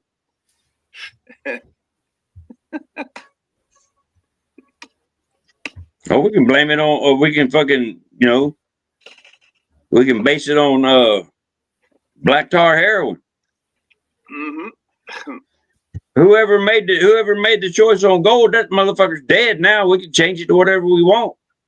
Yep. He won't know. Yeah. I mean, this shit is just stupid. I agree. This whole damn. That's what I'm saying. And me and you agree, Silver. The whole system. Yeah. Bingo. The whole system. Burn that son of a bitch to the ground, and let's just start over. Yeah, it's like Gator. I'm at that point. I really am. Oh yeah. I mean, my go ahead. I was gonna say, I'm a lifelong New Yorker. There are days I will, like, I wanted to go get my manicure done Sunday, and I am beside myself as to I don't understand where the fuck I live anymore. How can I live somewhere my whole life and don't recognize where the fuck I am? How is this possible? Someone please explain it to me. I am tired. I feel like I've been fighting an uphill battle for a long time. And yes, can we up and move? Yeah, it's going to be a lot on me and my family. Separation wise, there's a few other things that is difficult for me to leave behind. Yes, ma'am, I do know. And I'm angry. I'm fucking pissed. I've had enough. And I feel like no matter what we do, we can't seem to fix it. So where do we go from here? And you know what? Yes, right now it's my state, it's my city. But who's to say it's not coming for you, Gator? Who's to say it's not coming for Bruno? Who's to say it's not coming for anybody in our little chat room right there? It's got to stop. And until we stop it, it will continue. Like, we're all worked up about New York being the mayor is now, I mean, for the love of God, he's as close to a jihadi. Let me not even keep going as we could get. I'll leave it at that. But do you know there was like something like 48, 49 other seats in all different levels that were taken by Muslims? I am tired of fucking seeing this. I am tired. It's not right now. Like I said, New York is fucked. No doubt about it. New York City is fucked. Yeah. There's no doubt about it. But don't think for one goddamn second that fuck ain't coming for you. Because it is. That's true. That's true. Now, as far as Dearborn goes, now that was a big deal when we were posting that live stream. And Anthony is a longtime friend. Yeah. And a trusted candidate for Michigan governor. Now he did go down there to Dearborn to see for himself what exactly is going on, at which, as a candidate for governor and hopefully future governor, that's that's part of his job. That's what he's supposed to do. course. Go see what he's going to be dealing with. So, you know, I've trusted him since 2020, and I trust what he found down there. He has no reason to lie to people. And if he says that stuff is not that, you know, if he says the stuff that we're seeing out there on social media and out there in the media is not really going on,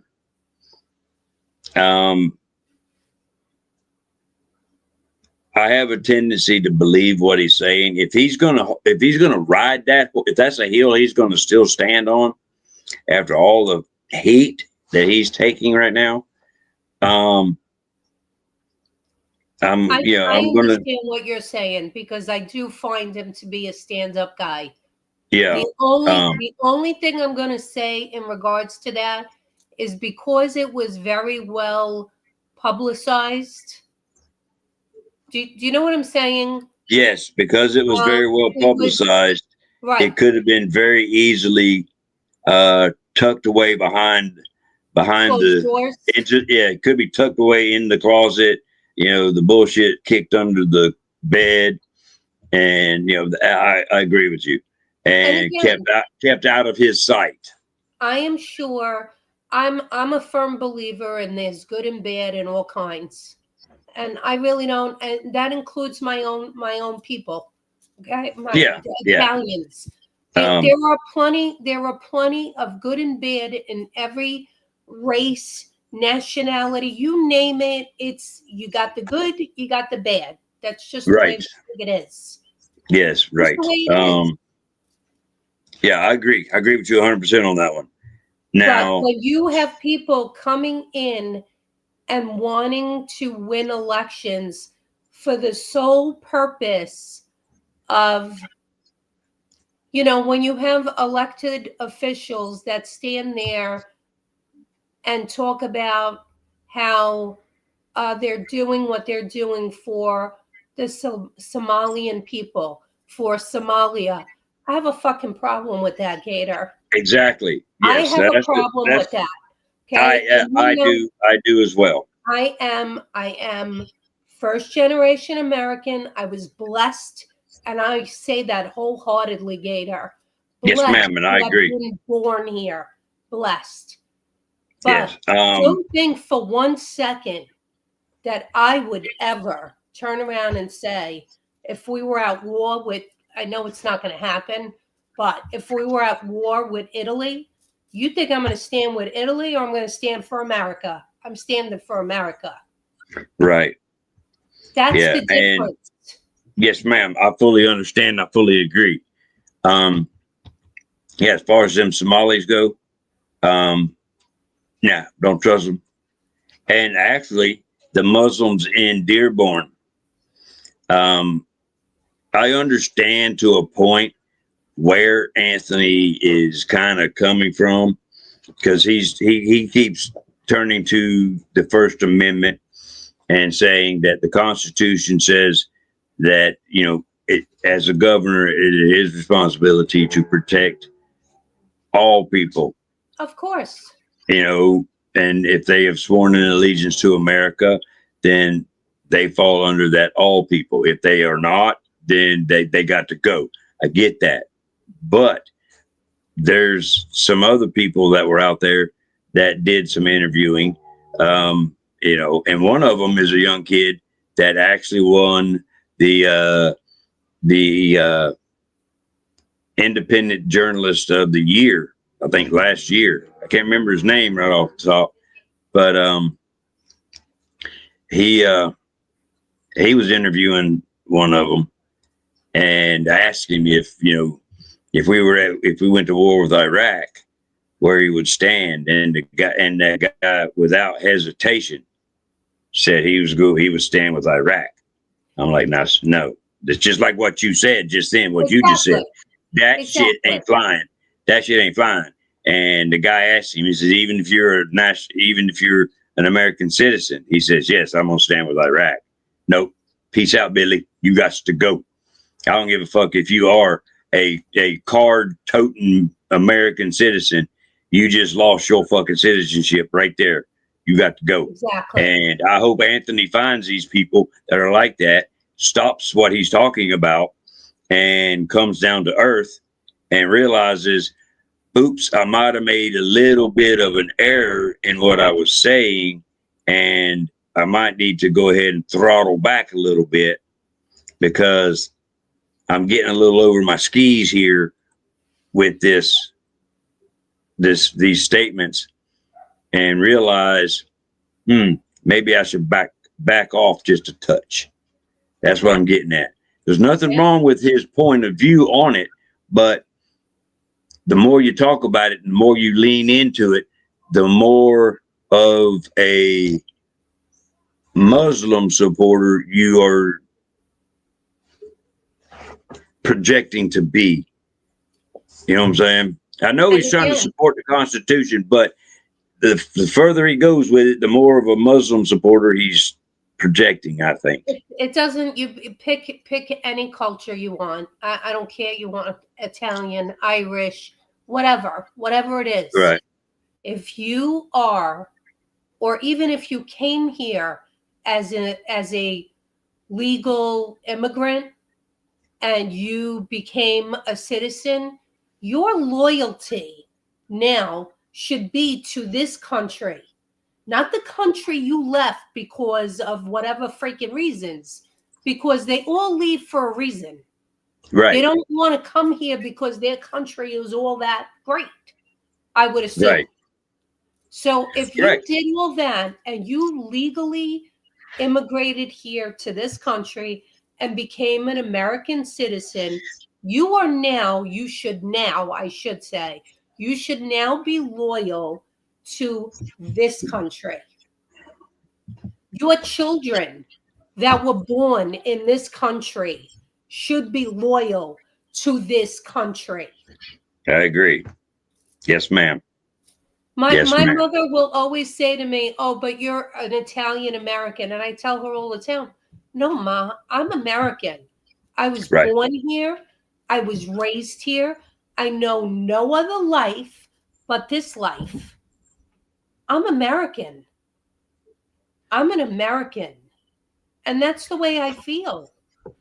Yeah, because, if you get right down to it, back in the Ellis Island days and shit, you could probably say there's damn near a goodly portion of the folks that are currently living here, Americans, that are immigrants in their own right. Exactly. And could probably trace their family tree, and it would go right to Ellis Island.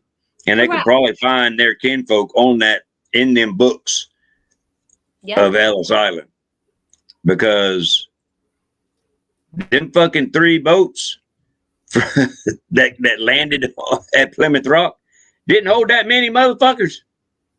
Right. And there was a few more boats that came over, but there wasn't that many that were actually here and colonized. That maybe 50,000, 100,000. I mean, it wasn't too awful many. And there's nothing wrong with keeping some of your culture from whatever culture you came from. There's nothing wrong with that. And I'm not talking about that. I'm really not.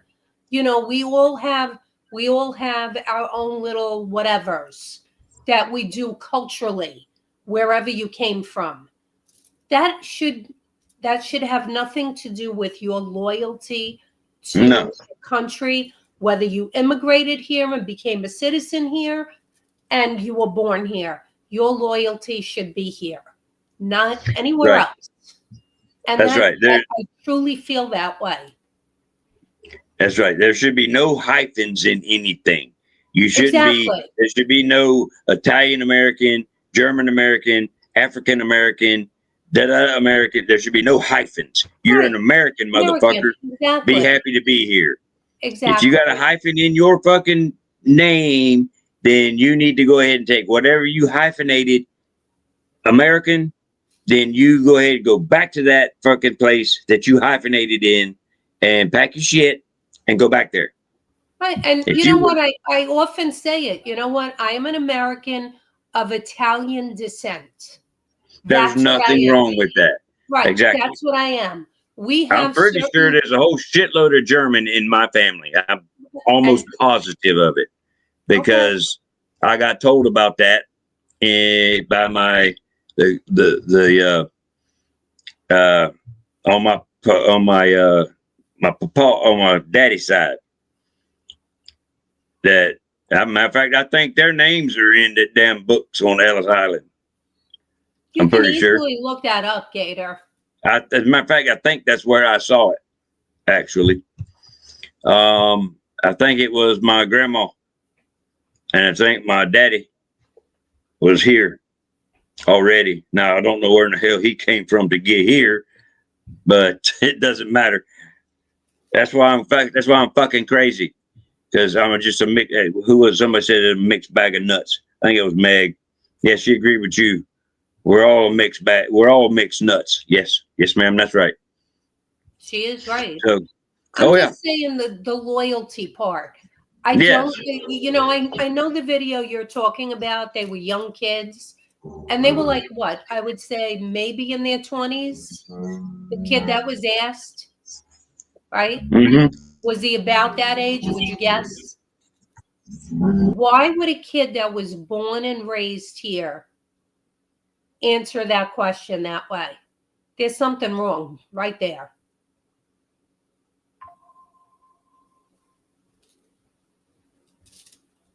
You would have asked me that question when I was 20, I would have said, not what he said, but I would have said America.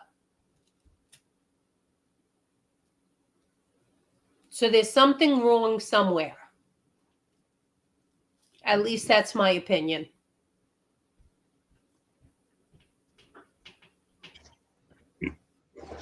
My computer's going crazy. It's muting me. It's going into a mutiny and it's muting me. Son of a bitch. It doesn't like you. Nothing likes me. Nobody likes me. I like it just that way. But it looks like Bruno has. Don't. It looks like Bruno has a video for us to partake in. What you got down there for us there, Mr. Producer Man? It's called Duke America. Oh, I remember this one, actually. I have notes about this to look up because I wanted to learn more about that. Let's play it. That incident that he mentioned. Administration, Israeli officials considered nuking the United States if we stopped supplying them with weapons for Gaza. I think I'm exactly.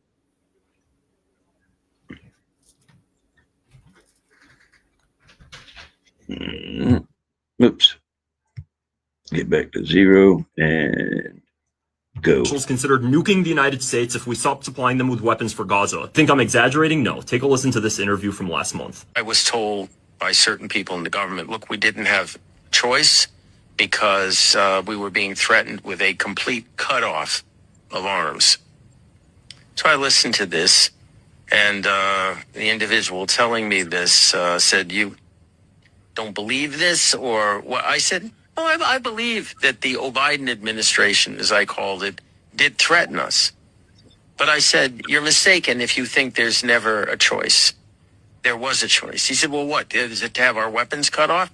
I said, no, let me bring you back to October 1973 during the Yom Kippur War when Henry Kissinger instituted an arms embargo against us. He stopped the aerial resupply of our army at that point to extract diplomatic concessions from us. And what happened? What happened was an A-4 Skyhawk was parked at Tel Nof Air Base with some interesting weapons under its wings. And we told the Americans, take your eye in the sky and take a good look at the airplane that's on that runway.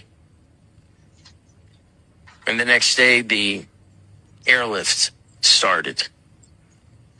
So the guy that I was talking... Which airlift? to Israel. Uh-huh. The arms there. So in other words, we threatened their. We threatened to use unconventional weapons. I'll leave it at that.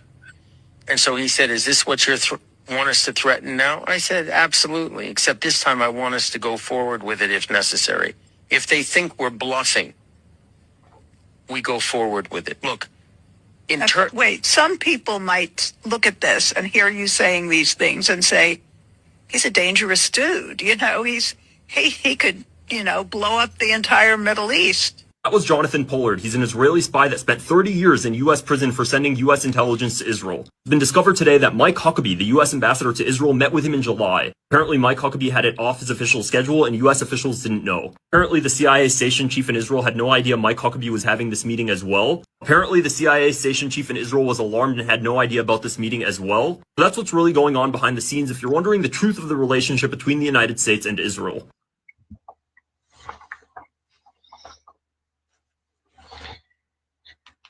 Well, how about that? That was quite interesting. Yeah, how about that shit?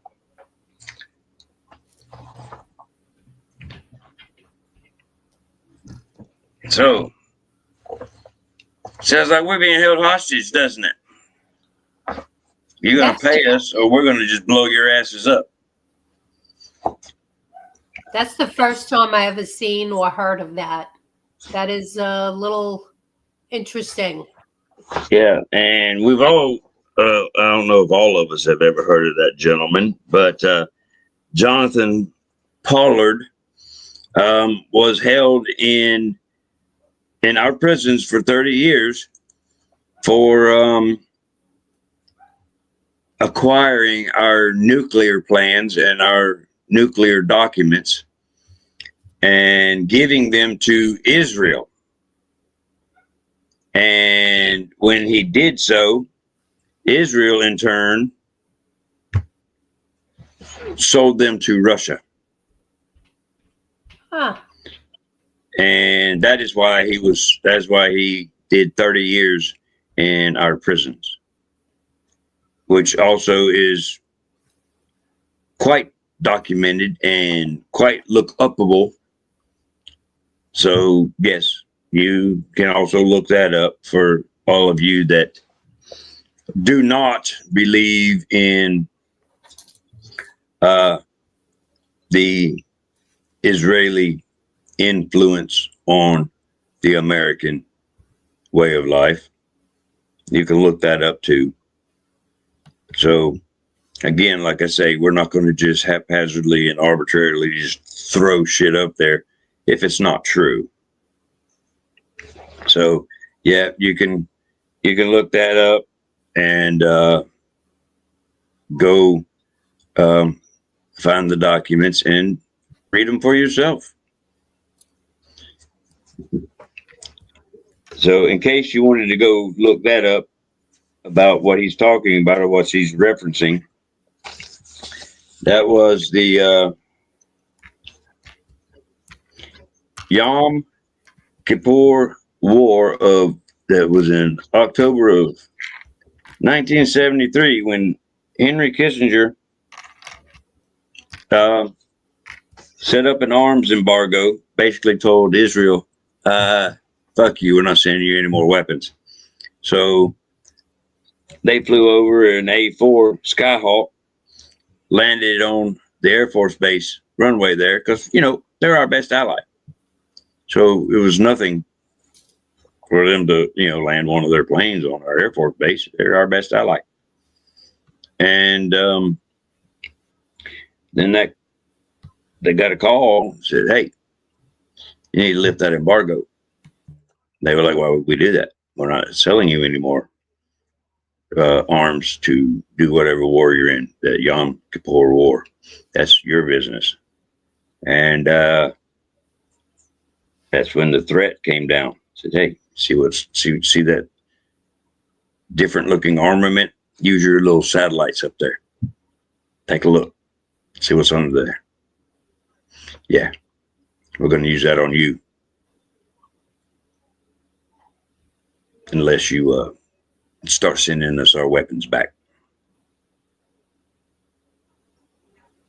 So he was using that as an example in what he was explaining that he was being told. And he was being told, yeah, this time, if they fuck around with you, go further. Do it. Don't just threaten it. Do it. That's what that whole video just said. And I'm sure after this Scamdoni video that Mr. Bruno's got brought up, I'm sure he wouldn't mind playing you that clip again so you can hear it one more again just to get it clear in your head. Matter of fact, I think we might do that anyway. But we want to hear what old Scamdoni had to say about his little trip to see Teflon Don. So without any further ado, Mr. Producer Man, if you got her ready, I'll catch you on the outside here. I shared with the president directly that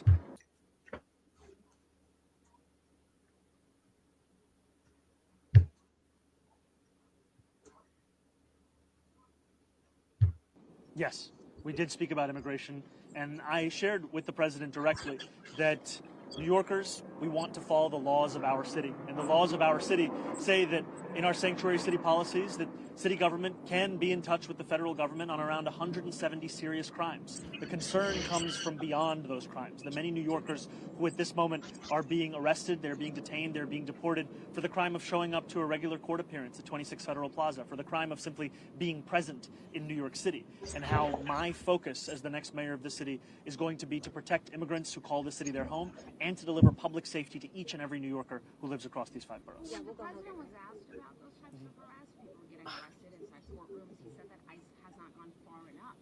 So does he agree with you on those 170 crimes and that maybe people should not be getting up in that way? I'll let the president speak for himself, but I did make very clear that our focus comes back to public safety, delivering for each and every New Yorker, and knowing that there may be disagreements between the president and myself, and they will continue to be, and I will always make the case for each and every person that calls the city home. Yeah, right here.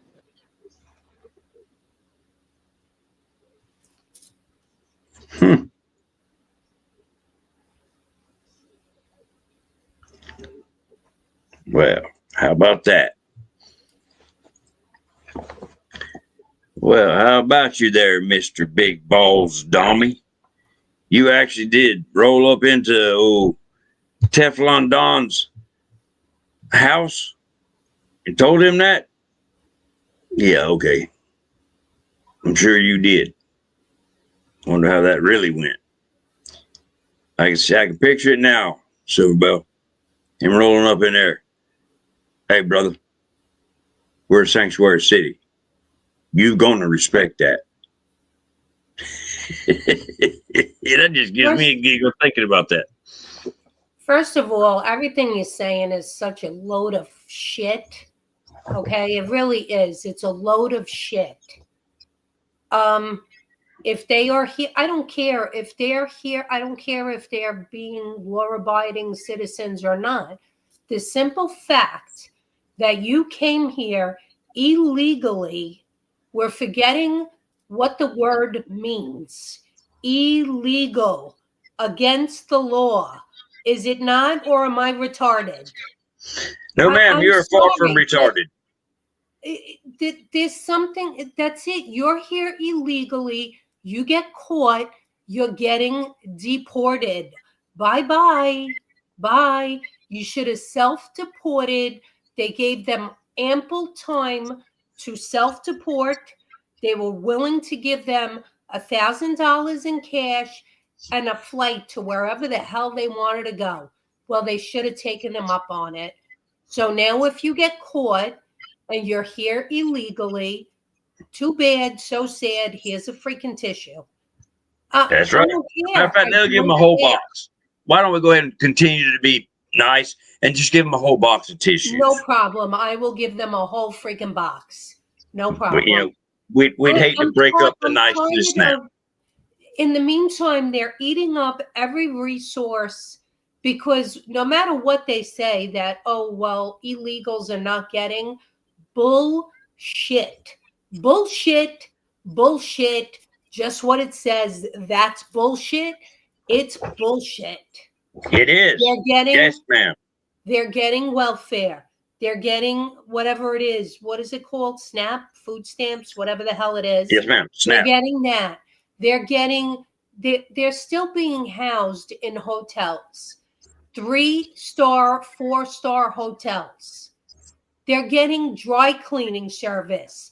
How about you boot them out and put in some of the homeless veterans into that and pay for them to be in a hotel with laundry service and food and meal plans? How about we do that? I agree. You know, the men and women that fought for this country, for his dumb ass to be standing there saying what he's saying. Yes. I wish you wouldn't have played that video because now my blood pressure's up. Well, I didn't want to bring your blood pressure up. Yes. But I did want to bring attention to the fact that he is fucking up your city. And I wanted everybody else to be aware of the shit that he is doing and how proud he thinks he is. Well, he is proud. No, it's not that he thinks he's proud. He is very proud. But he's out there lying about the shit he thinks he is, that he thinks he is going to implement, and talking shit about, oh yeah, this is what me and the president had to say. Yeah. Okay. Now, if you want us out here to actually believe that shit, you will have to, no, I'm sorry. Even the Democrats ain't going to believe that shit you're trying to sell. They know better. They've actually sat down with our president and gotten their asses handed to them. You think your little tiny ass is going to go up there and say, no, oh, sir. I No, guarantee sir. you his ass was probably handed to him. And I'm pretty sure it was. my whole thought process on, you know, Trump did come out and was sitting there with him standing there and congratulated him and said a few nice things in regards to him winning.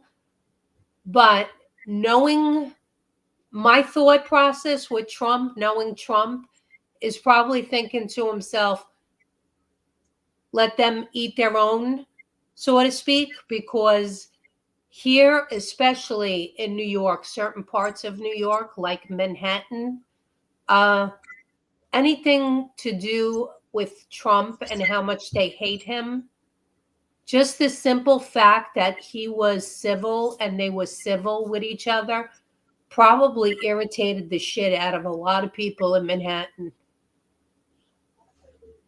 And I bet you Trump did that on purpose. Yeah. I was wondering if you heard anything about how the people in New York City reacted to old Titties James getting her case dismissed. Oh, who knows? They probably, in Manhattan, they probably jumped for joy because they were, whatever. Well, that's true. That is Manhattan, after all. Exactly. Oh yeah, I want to make sure we got that Nuke America video to be played one more time, and I wanted it to be played one more time so everybody out there, I'm building you up for it now so you can pay attention, listen to it one more time so you can hear correctly what this man is saying about what Israel. Okay, I ain't pulling no punches this time. He is talking about Israel and the bullshit that they are saying about what they are going to do to the United States if they do not get their fucking way, like a fucking spoiled child. Except this spoiled child has a nuclear program that nobody is supposed to know about because they have not let anybody look at their program. They have not signed any paperwork declaring that they even have a program. They have not agreed to any oversight of their program, like every other person, or I'm sorry, not person, but every other country that has a program has agreed to. So they're the only ones that think they're that fucking special. But I wanted to make sure that you understood what this Israeli spy is saying, that he received orders from the Israeli government. So, okay, so you all know. Make sure you understand it while we play it one more time for you to completely absorb what is being said. Okay, you flip it out there, Mr. Producer. I'll grab it and wait for it to set up out here. Administration, Israeli officials considered nuking the United States if we stopped supplying them with weapons for Gaza.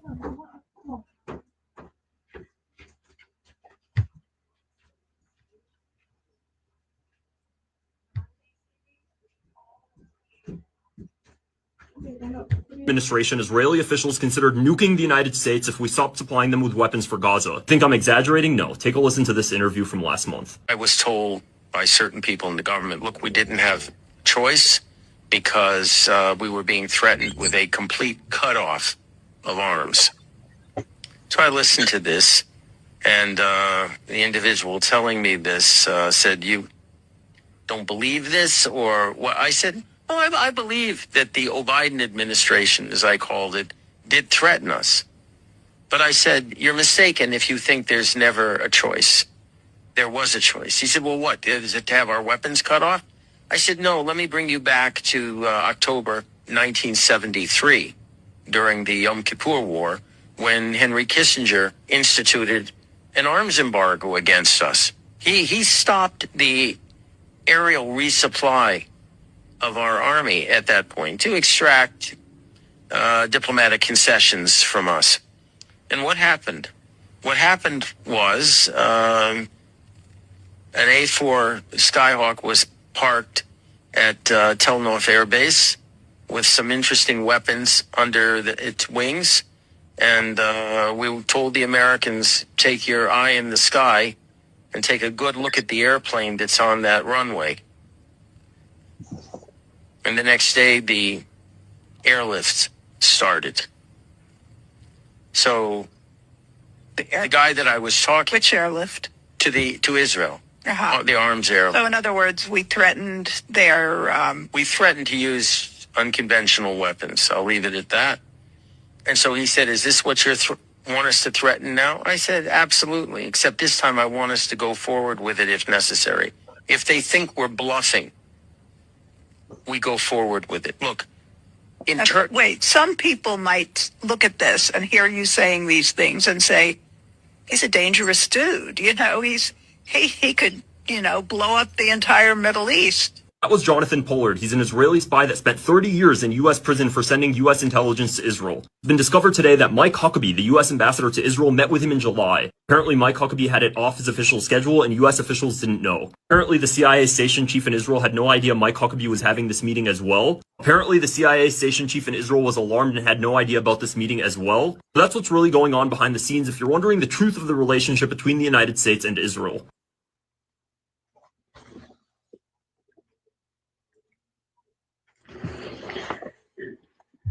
There you go.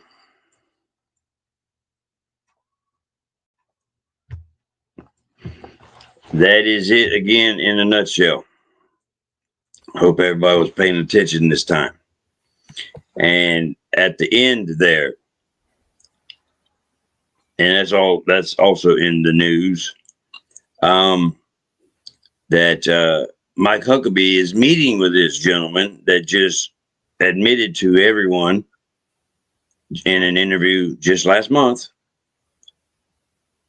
what happened when we were saying that we were going to slow down our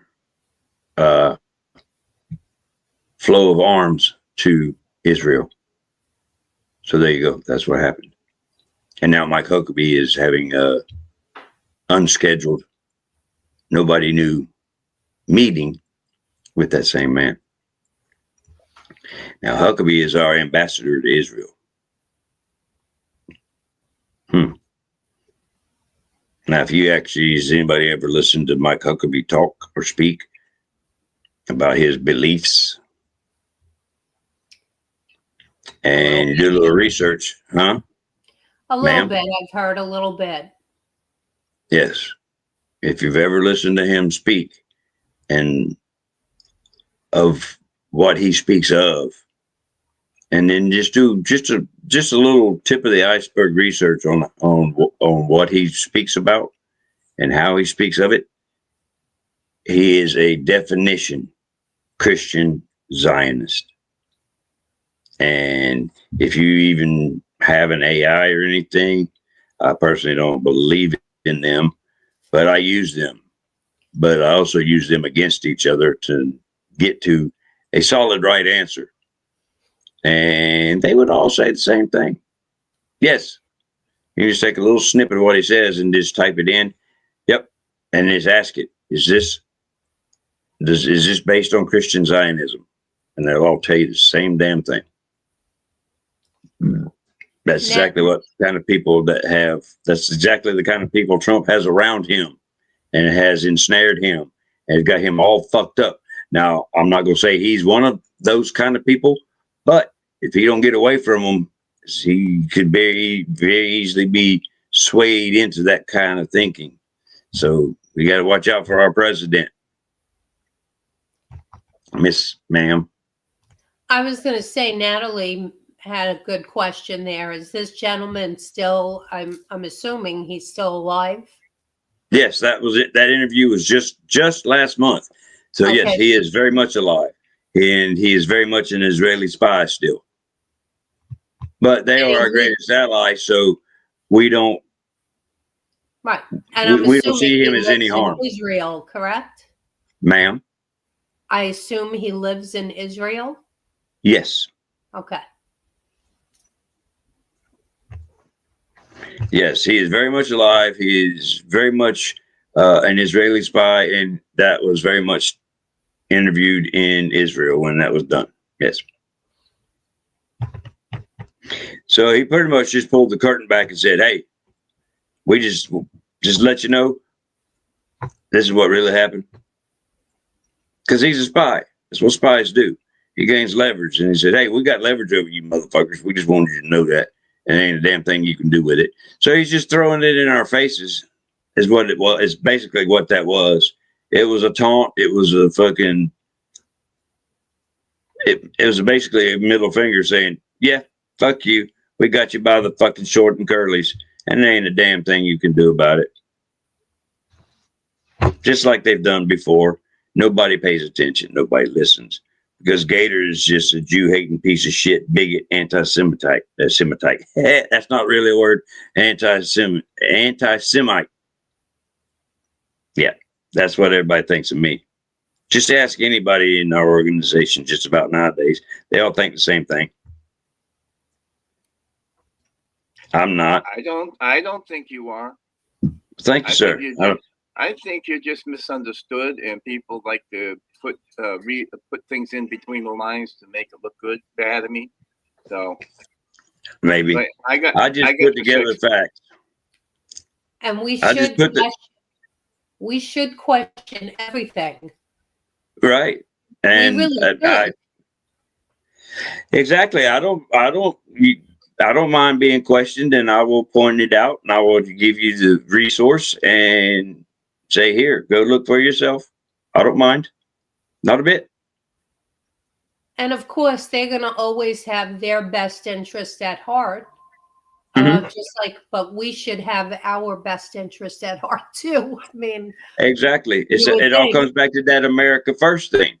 Mm-hmm. And in order to make America first, you need to start by peeling that, how an octopus, I know it only has like 8 tentacles, but, so you figure this big monster that has a fuckload of tentacles, but it has them little suction cups on it.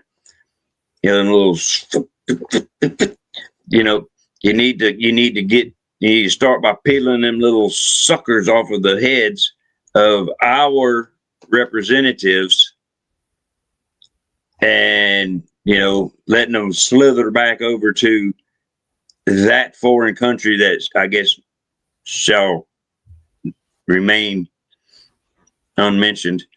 And once we start getting all of them suction cups off of our fucking government, and our government becomes free, and belongs back to the people again, maybe we won't need to burn that motherfucker to the ground.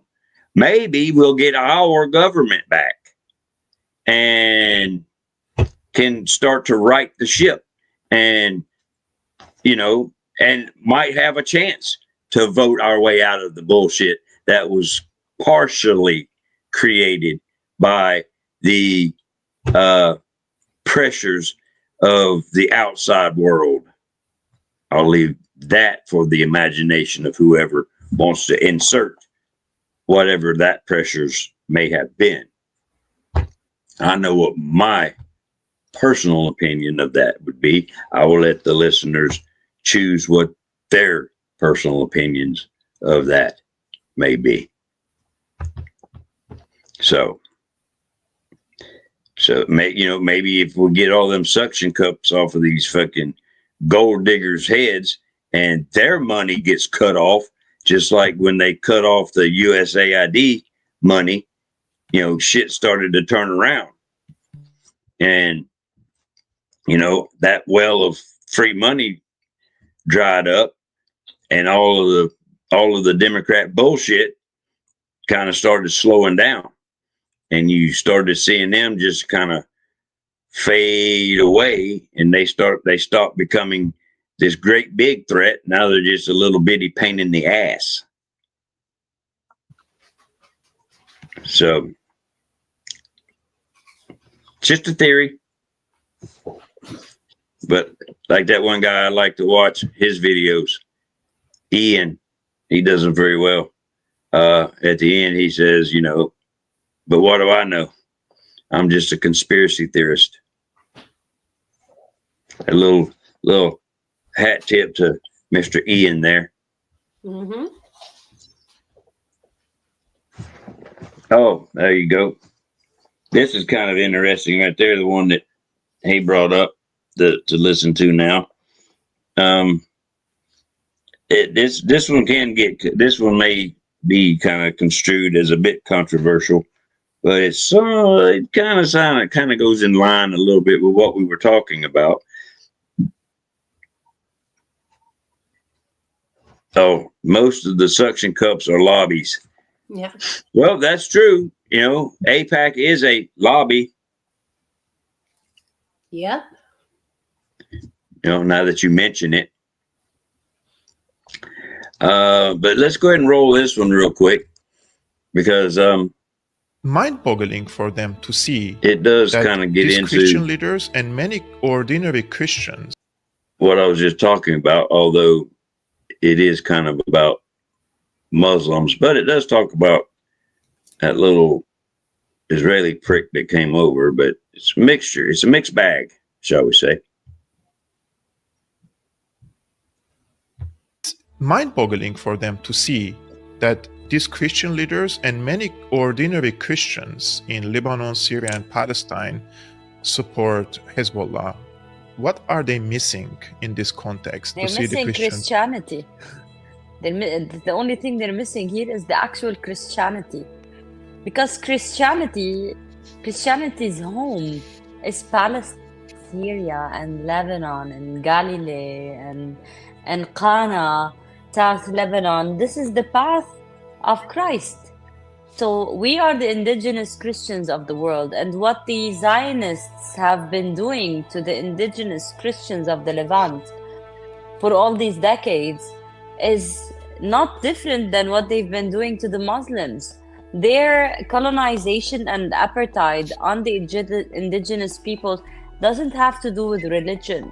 This is why the struggle for liberation does not have a religion, or it's not really linked to Islam or to Christianity. Shireen Abu Akleh is a Christian American Palestinian journalist. They sniped her, they assassinated her, and then in her funeral they attacked the coffin and the people who were carrying the coffin. This is how they treat the Christians of the Christians that are directly genetically linked.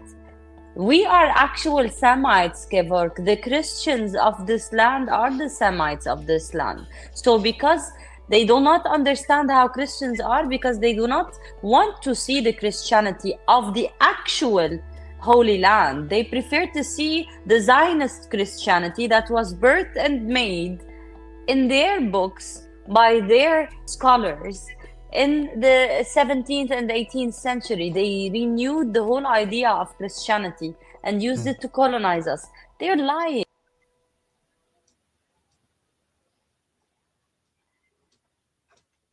That was pretty interesting too.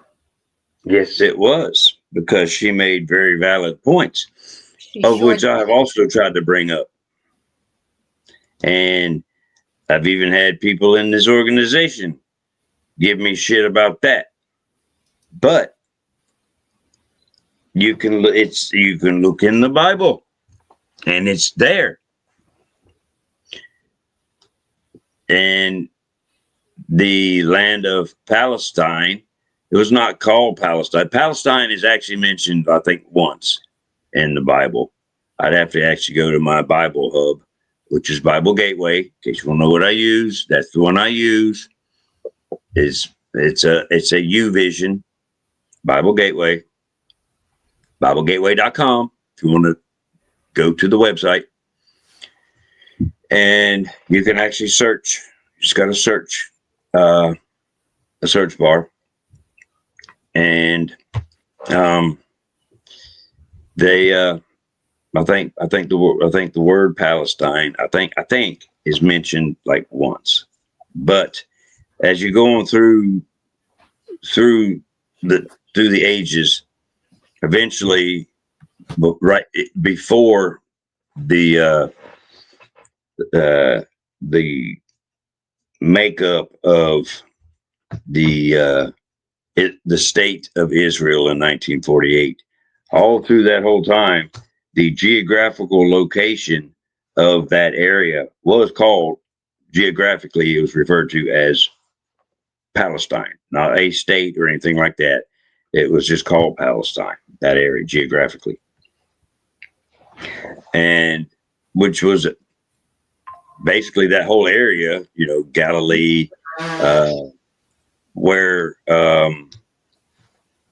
Israel currently sits now, and areas around that and everything, was called Palestine. But what she's getting at, what she's saying is those indigenous people that never left, they were, back in those days, back in that day, they were Jews also. So they were part of the Jews that didn't leave, and all. They were there when Christ was crucified, and all of that. They saw all that. Those generations back, they were there as well.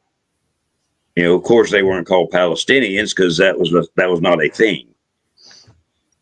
Because they were all one people then, and then they had the ones that migrated away or left or whatever. But they had the indigenous that stayed. And then when everything, over time, as everything went on and on and on, then they had those ones that, I'm sure had probably, the bloodline had probably been, thinned or gone by that point, because they had been spread out all over the world as it was prophesied in the Bible. But how everything ended up when they migrated back, and then of course the shit is a toss up now because they're fighting, and we all know about all that.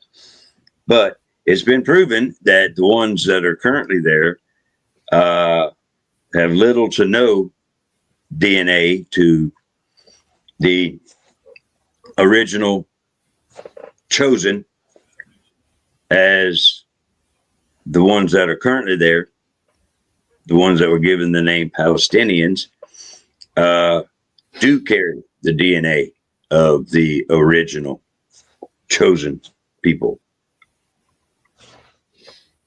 So you figure it from there. And that's what she's saying, is the original Christians in Christianity are the ones that she just named off. Palestinians, the Lebanese, the Syrians, the ones that stayed there, and that was the whole point of that video. That's what she's saying.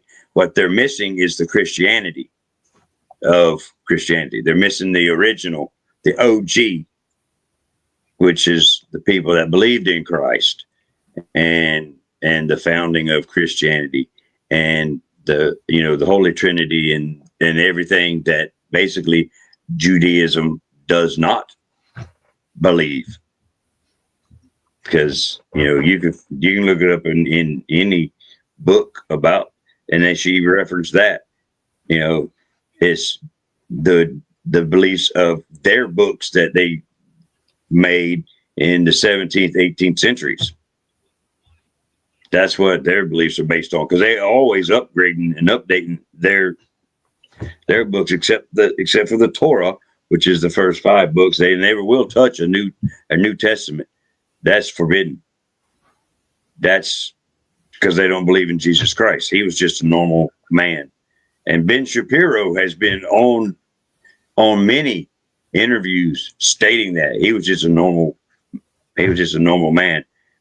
Actually, he's been known to and quoted as saying he was just a normal uppity Jew that tried to revolt against the Romans and paid and got what he deserved. That was I might have paraphrased that quote, but that's pretty close to what he said. He has no belief in Jesus Christ whatsoever. And he's the Jews' poster child for over here. And he says that kind of shit. The sad part is all those people that live in those countries as Christians, they're being slaughtered till this day. Yes. That's kind of crazy when you really sit back and think about that for a minute. Mm-hmm. Even the ones around and in Israel, right? They may not be getting slaughtered, but they're being persecuted, right, and run out and all that shit. That's quite interesting. But they're our greatest ally. I mean, haven't you listened to haven't you listened to Mark Levin? That piece of shit. Every time he talks about our country, I've listened to interviews where he video clips of his interviews where he talks about celebrating the 4th of July. He's talking about celebrating our country. You can't celebrate, the independence of our country unless you celebrate, the Jewish and the Americans. They go together. You can't celebrate unless you rise up and celebrate both. You can't. That's our country. You can't celebrate unless you celebrate both. Do we still have that video, Bruno? Because that dumbass saying that shit. And there was another one. He's talking about, what was he talking about? Something very similar to that. Oh, damn. Oh, he's talking about Judeo-Christian values is what this country was founded on. No, it was not. And, unless you believe in Judaism and Christianity, you can't believe in the founding of this country. And he is on video quoting this shit. And you cannot tell me that is not some Zionist rattling off a bunch of shit, trying to change our American history. He's trying to rewrite our history books right in fucking front of us. Judaism had not a damn thing to do with the founding of this country.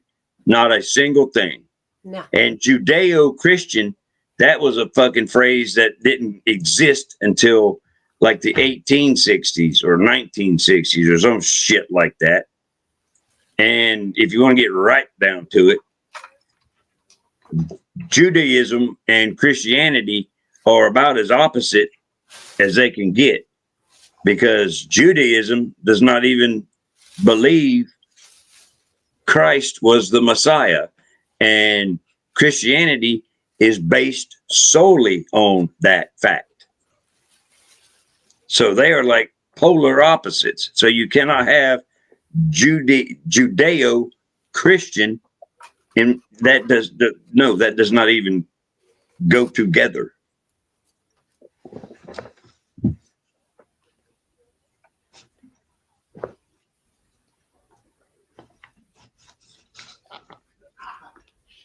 I guess Bruno wasn't able to find that bonehead talking shit. But anyway, it's out there. Pretty much all you got to do is just go on to YouTube, and I've seen it. You know what I'm talking about then. Yes. You've seen that idiot talking shit. Yeah. Yeah. And that is nothing but him just blowing his Jewish horn and trying to convince us that we wouldn't exist without them, or without, their values. And if we don't believe in them, we don't exist. That's bullshit. Well, it's definitely one-sided. We can say that. No, I'll agree with that.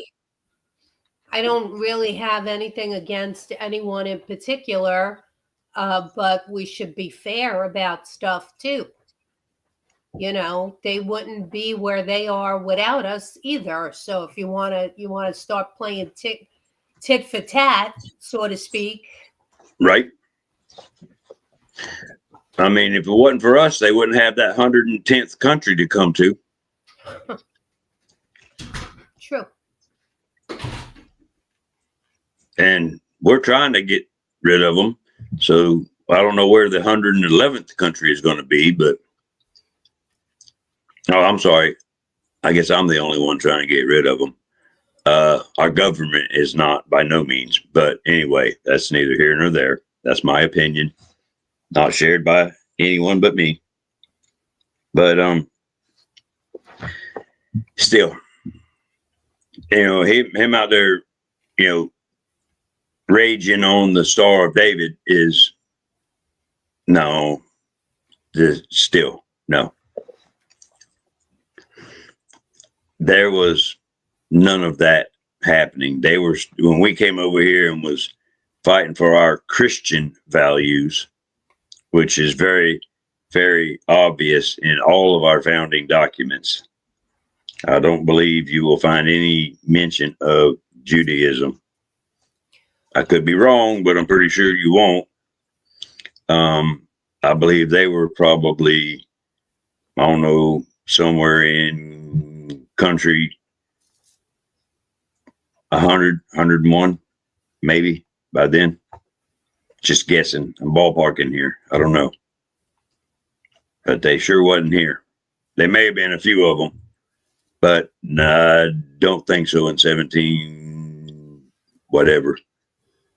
We started that fight around 1773 or 4-ish, right in there, before we actually declared. So I'm pretty sure there wasn't enough of them over here by then. They may have escaped to get away from the Zionists, and the cool ones were over here, but they wouldn't be the ones screaming that shit Levine's screaming. You know what I'm saying? That's my thoughts on it. I understand why he's doing it for his own people, so I do get that. But really, it should really have nothing to do with us. No. He's got his own country, bought and paid for. He needs to scream it about them. Don't come over here and saying this country is only here because of his country. No, that is not the fucking case, because your country is only 80 years old. I was just going to say that. I mean, correct me if I'm wrong. They didn't even exist. So yeah, they wouldn't even exist if it wasn't for this country, continuing to pay them billions upon billions upon billions, which is why they are debt free and they pay for all of their people's shit and all of that. Yeah. So shut up, Mark. You have no idea what you talk about. You're just trying to blow the Israeli propaganda horn. And good thing you're full of hot air because you're blowing it real loud.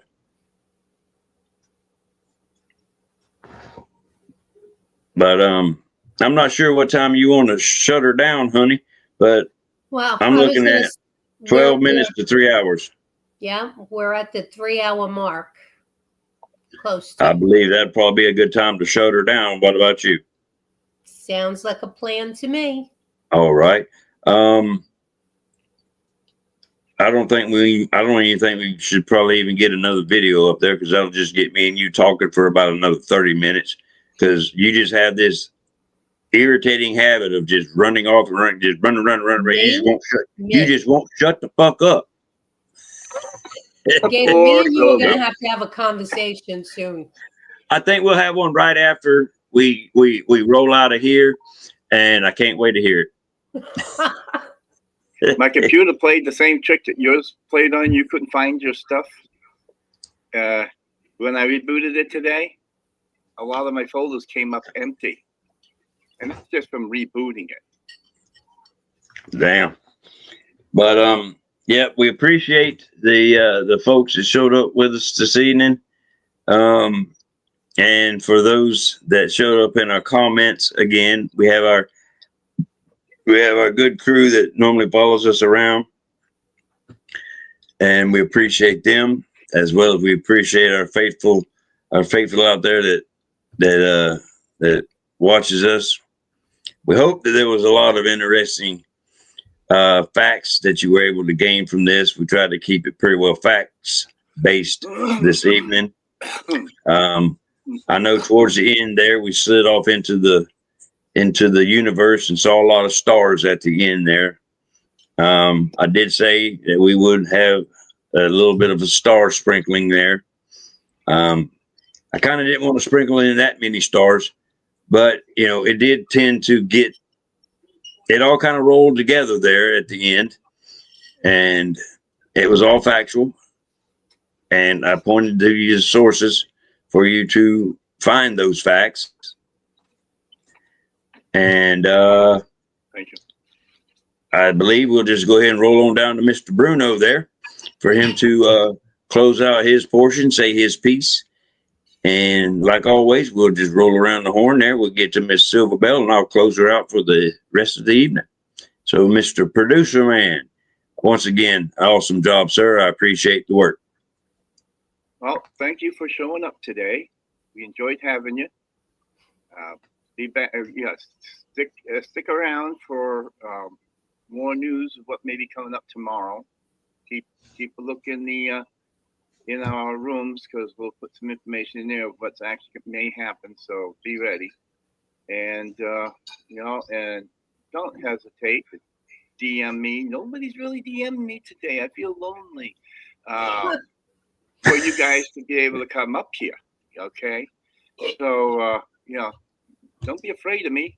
I only bite without teeth, so it can't be that bad. So, that's right. On to you, Silverbell. Well, I've found some of the videos very interesting, and certainly you should definitely question everything. Nothing is ever as it seems. At least that's been my experience in life. You could be told something your whole life and find out 40 years down the line that it was all a bunch of bullshit. So people should question things. That's all I got. And I am by no means beyond reproach. I expect to be questioned. I invite it. I invite being questioned.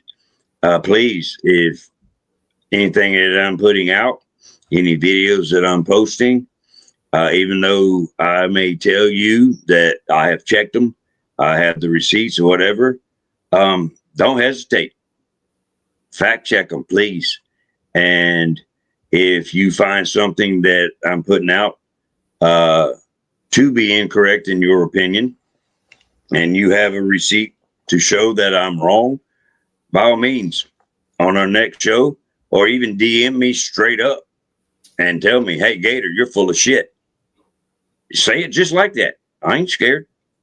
And show me your receipts, and then we'll talk about it. And I do mean talk. We'll talk about it.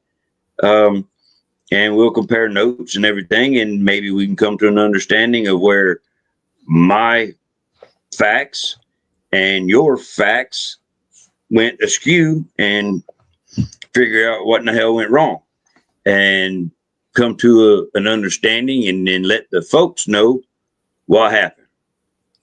I'm good with that. I got no problem with that. I expect to be checked, because if you don't check me, then you're not doing your job, because I'm calling bullshit on everybody, because I question everything. And I expect the folks that are listening to us to check us, because please check me, call me on my shit. If I'm wrong, I expect to be called out. And right there's Bruno's DM handle. Request to come on stage and call me out face to face. That's even better. And we can discuss it. I would appreciate it. Because that's the only way true facts are going to be presented to the world, is if people with disagreements get face to face and discuss them and get to the solid what is actually true. And once that is discovered, what is actually the fucking actual real true fact, then we can have that put out to everyone of this is actually the truth. And that's what we're all trying to get to, is the truth. That's all we all really want, is the truth. So with that being said, about just trying to get to the truth, I'm going to wish everyone a blessed evening. And I hope you catch us tomorrow evening. Yeah. I'm still trying to work with some of my J6 friends. And they're going to try to hopefully get some of their Proud Boys to come on the show. And we're going to talk about that piece of shit stirrer, Jake Lang, who is out there. Basically, he's just out there causing trouble. And in the name of America first, and in the name of making America great again, he's a fake. He is straight up a fake. He goes to places to cause trouble. You've all seen him on these clips and these videos. He's a piece of shit out there to start trouble. He was a J6er. None of his stories about his J6 experience is true. He's exacerbating that. He's blowing that out of proportion. None of it is true. None of the shit on his website are true. We're going to discuss all of that hopefully tomorrow. And so let's hope we can get that done. If we can get that done, we'll try to get that done for you. So until then, wishing you all a blessed evening. A man who stays silent after being disrespected is the one you should truly fear. Silence isn't weakness, it's control, it's patience, it's power. While others react in anger, he observes, he calculates, he waits, because he knows that reckless words serve no purpose. But silence allows him to move with precision. He doesn't need to prove anything. His actions will do that when the time is right. People mistake quiet for surrender, but in reality, it's the ultimate display of strength. Respect isn't demanded, it's earned, and those who underestimate a silent man often live to regret it. The strongest person in the room isn't the loudest. It's the one who doesn't react out of impulse, but responds with purpose. So if you ever cross paths with someone who chooses silence over outbursts, be careful, because when they move with intent.